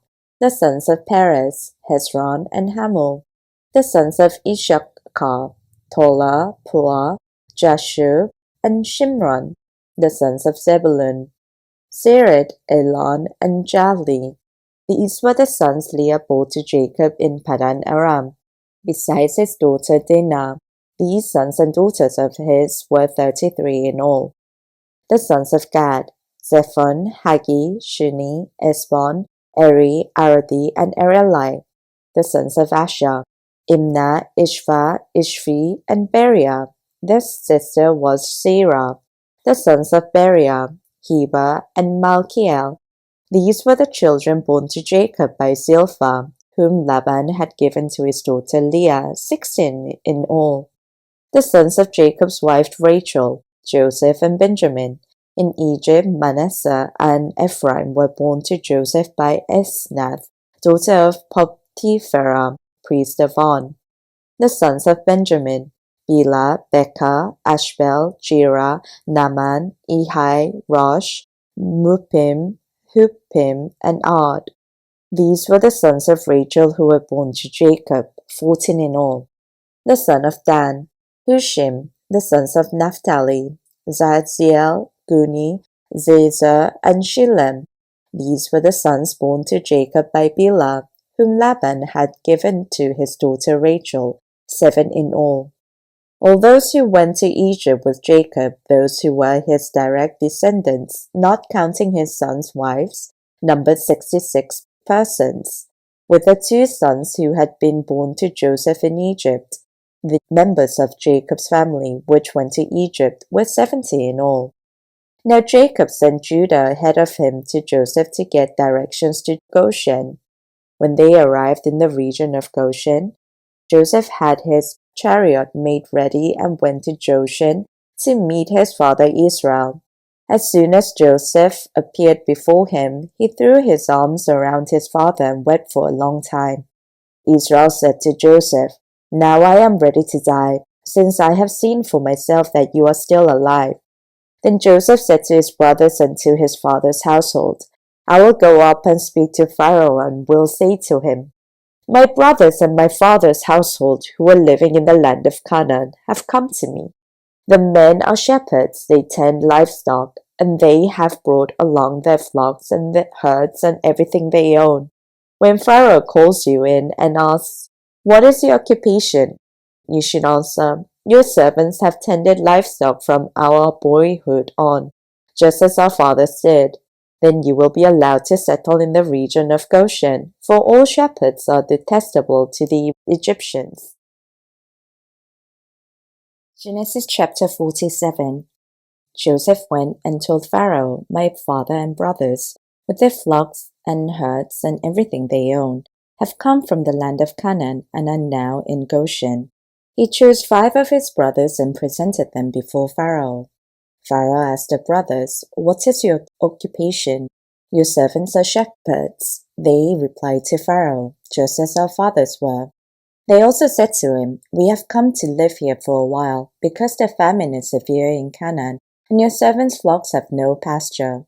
So now please let your servants settle in Goshen." Pharaoh said to Joseph, "Your father and your brothers have come to you, and the land of Egypt is before you. Settle your father and your brothers in the best part of the land. Let them live in Goshen, and if you know of any among them with special ability, put them in charge of my own livestock." Then Joseph brought his father Jacob in and presented him before Pharaoh. After Jacob blessed Pharaoh, Pharaoh asked him, "How old are you?" And Jacob said to Pharaoh, "The years of my pilgrimage are 130. My years have been few and difficult, and they do not equal the years of the pilgrimage of my fathers."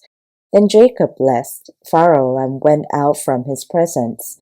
So Joseph settled his father and his brothers in Egypt and gave them property in the best part of the land, the district of Ramesses, as Pharaoh directed. Joseph also provided his father and his brothers and all his father's household with food, according to the number of the children. Joseph and the famine. There was no food, however, in the whole region because the famine was severe. Both Egypt and Canaan wasted away because of the famine. Joseph collected all the money that was to be found in Egypt and Canaan in payment for the grain they were buying, and he brought it to Pharaoh's palace. When the money of the people of Egypt and Canaan was gone, all Egypt came to Joseph and said, "Give us food. Why should we die before your eyes? Our money is all gone." "Then bring your livestock," said Joseph. "I will sell you food in exchange for your livestock, since your money is gone." So they brought their livestock to Joseph, and he gave them food in exchange for their horses, their sheep and goats, their cattle and donkeys, and he brought them through that year with food in exchange for all their livestock. When that year was over, they came to him the following year and said, "We cannot hide from our Lord the fact that since our money is gone and our livestock belongs to you, there is nothing left for our Lord except our bodies and our land.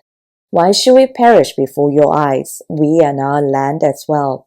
Buy us and our land in exchange for food, and we with our land will be in bondage to Pharaoh. Give us seed so that we may live and not die, and that the land may not become desolate." So Joseph bought all the land in Egypt for Pharaoh. The Egyptians, one and all, sold their fields, because the famine was too severe for them.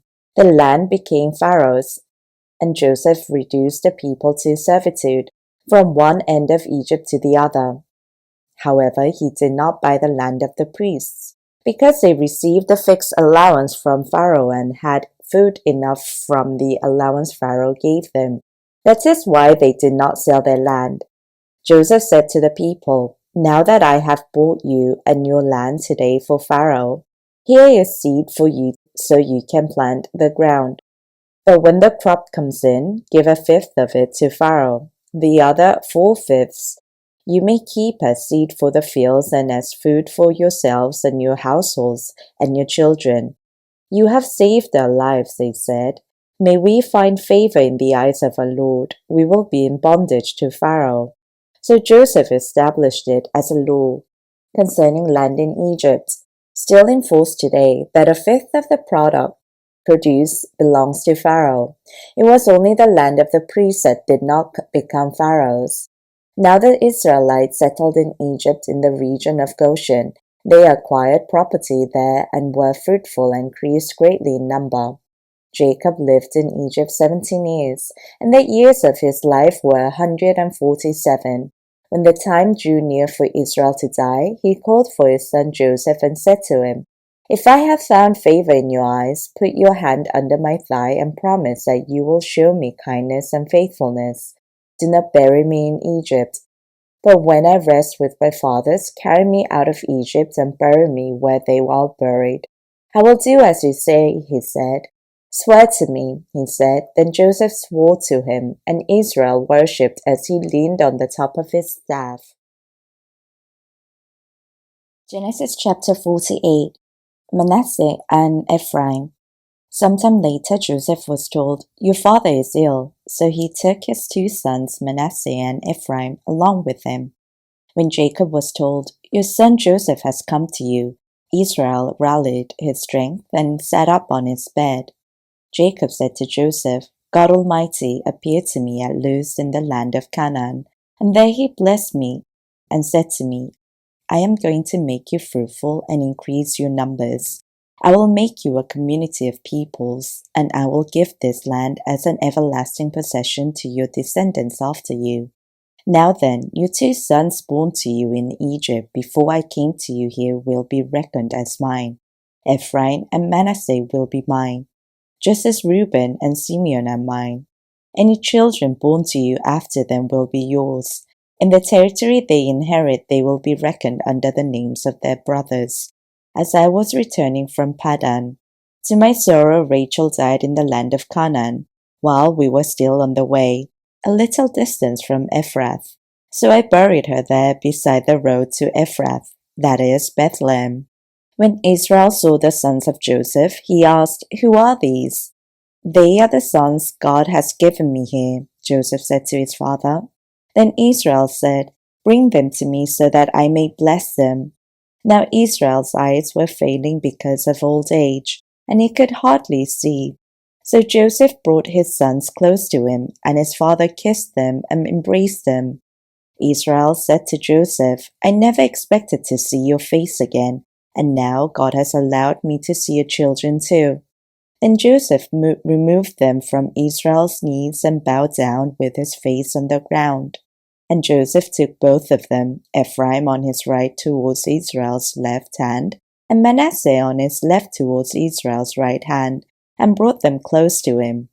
But Israel reached out his right hand and put it on Ephraim's head, though he was the younger, and crossing his arms, he put his left hand on Manasseh's head, even though Manasseh was the firstborn. Then he blessed Joseph and said, "May the God before whom my fathers Abraham and Isaac walked faithfully, the God who has been my shepherd all my life to this day, the angel who has delivered me from all harm, may he bless these boys. May they be called by my name and the names of my fathers Abraham and Isaac, and may they increase greatly on the earth." When Joseph saw his father placing his right hand on Ephraim's head, he was displeased. So he took hold of his father's hand to move it from Ephraim's head to Manasseh's head. Joseph said to him, "No, my father, this one is the firstborn. Put your right hand on his head." But his father refused and said, "I know, my son, I know. He too will become a people, and he too will become great. Nevertheless, his younger brother will be greater than he, and his descendants will become a group of nations." He blessed them that day and said, "In your name will Israel pronounce this blessing. May God make you like Ephraim and Manasseh." So he put Ephraim ahead of Manasseh. Then Israel said to Joseph, "I am about to die, but God will be with you and take you back to the land of your fathers. And to you I give one more ridge of land, and to your brothers the ridge I took from the Amorites with my sword and my bow." Genesis chapter 49. Jacob blesses his sons. Then Jacob called for his sons and said, "Gather round so that I can tell you what will happen to you in days to come. Assemble and listen, sons of Jacob, listen to your father Israel. Reuben, you are my firstborn, my might, the first sign of my strength, excelling in honor, excelling in power. Turbulent as the waters, you will no longer excel, for you went up onto your father's bed, onto my couch, and defiled it. Simeon and Levi are brothers. Their swords are weapons of violence. Let me not enter their council. Let me not join their assembly, for they have killed men in their anger, and hamstrung oxen as they pleased. Cursed be their anger so fierce, and their fury so cruel. I will scatter them in Jacob and disperse them in Israel. Judah, your brothers will praise you. Your hand will be on the neck of your enemies. Your father's sons will bow down to you. You are lion's cub, Judah. You return from the prey, my son. Like a lion he crouches and lies down, like a lioness who dares to rouse him. The scepter will not depart from Judah, nor the ruler's staff from between his feet, until he to whom he belongs shall come, and the obedience of the nation shall be his. He will tether his donkey to a vine, his colt to the choicest branch. He will wash his garments in wine, his robes in the blood of grapes. His eyes will be darker than wine, his teeth whiter than milk. Zebulun will live by the seashore and become a haven for ships. His border will extend towards Sidon. Issachar is a scrawny donkey lying down among the sheepfolds. When he sees how good is his resting place, and how pleasant is his land, he will bend his shoulder to the burden and submit to forced labor. Dan will provide justice for his people as one of the tribes of Israel. Dan will be a snake by the roadside, a viper along the path, that bites the horse's heels so that its rider tumbles backwards. I look for your deliverance, Lord. Gad will be attacked by a band of raiders, but he will attack them at their heels. Asher's food will be rich. He will provide delicacies fit for a king. Naphtali is a doe set free that bears beautiful fawns. Joseph is a fruitful vine near a spring, whose branches climb over a wall. With bitterness archers attacked him. They shot at him with hostility. But his bow remained steady, his strong arm stayed supple, because of the hand of the mighty one of Jacob, because of the shepherd, the rock of Israel, because of your father's God who helps you, because of the Almighty who blesses you, with blessings of the skies above, blessings of the deep springs below, blessings of the breast and womb. Your father's blessings are greater than the blessings of the ancient mountains, than the mountain of the age-old hills. Let all these rest on the head of Joseph, on the brow of the prince among his brothers. Benjamin is a ravenous wolf. In the morning he devours the prey. In the evening he divides the plunder. All these are the 12 tribes of Israel, and this is what their father said to them when he blessed them, giving each the blessing appropriate to him. The death of Jacob. Then he gave them these instructions: I am about to be gathered to my people. Bury me with my fathers in the cave in the fields of Ephron the Hittite, the cave in the fields of Machpelah, near Mamre in Canaan, which Abram brought along with the field as a burial place from Ephron the Hittite. There Abram and his wife Sarah were buried. There Isaac and his wife Rebekah were buried. And there I buried Leah. The fields and the cave in it were brought from the Hittites. When Jacob had finished giving instructions to his sons, he drew his feet up into the bed, breathed his last, and was gathered to his people. Genesis chapter 50. Joseph threw himself on his father and wept over him and kissed him. Then Joseph directed the physicians in his service to embalm his father Israel. So the physicians embalmed him, taking a full 40 days, for that was the time required for embalming. And the Egyptians mourned for him 70 days. When the days of mourning had passed, Joseph said to Pharaoh's court, If I have found favor in your eyes, speak to Pharaoh for me. Tell him, My father made me swear an oath and said, I am about to die. Bury me in the tomb I dug for myself in the land of Canaan. Now let me go up and bury my father, then I will return. Pharaoh said, Go up and bury your father, as he made you swear to do. So Joseph went up to bury his father. All Pharaoh's officials accompanied him, the dignitaries of his court and all the dignitaries of Egypt, besides all the members of Joseph's household and his brothers and those belonging to his father's household. Only their children and their flocks and herds were left in Goshen. Chariots and horsemen also went up with him. It was a very large company. When they reached the threshing floor of Atad, near the Jordan, they lamented loudly and bitterly, and there Joseph observed the 7-day period of mourning for his father. When the Canaanites who lived there saw the mourning at the threshing floor of Atad, They said, "The Egyptians are holding a solemn ceremony of mourning. That is why that place near the Jordan is called Abel Mitzrayim." So Jacob's sons did as he had commanded them. They carried him to the land of Canaan and buried him in the cave in the fields of Machpelah, near Mamre, which Abram had bought along with the fields as a burial place from Ephron the Hittite. After burying his father, Joseph returned to Egypt, together with his brothers and all the others who had gone with him to bury his father. Then Joseph reassures his brothers.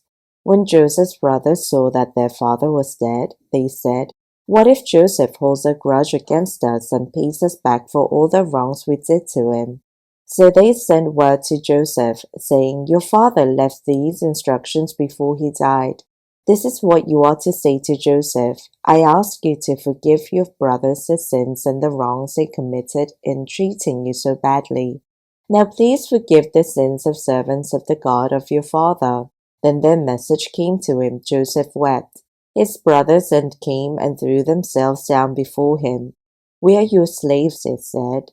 But Joseph said to them, "Don't be afraid. Am I in the place of God?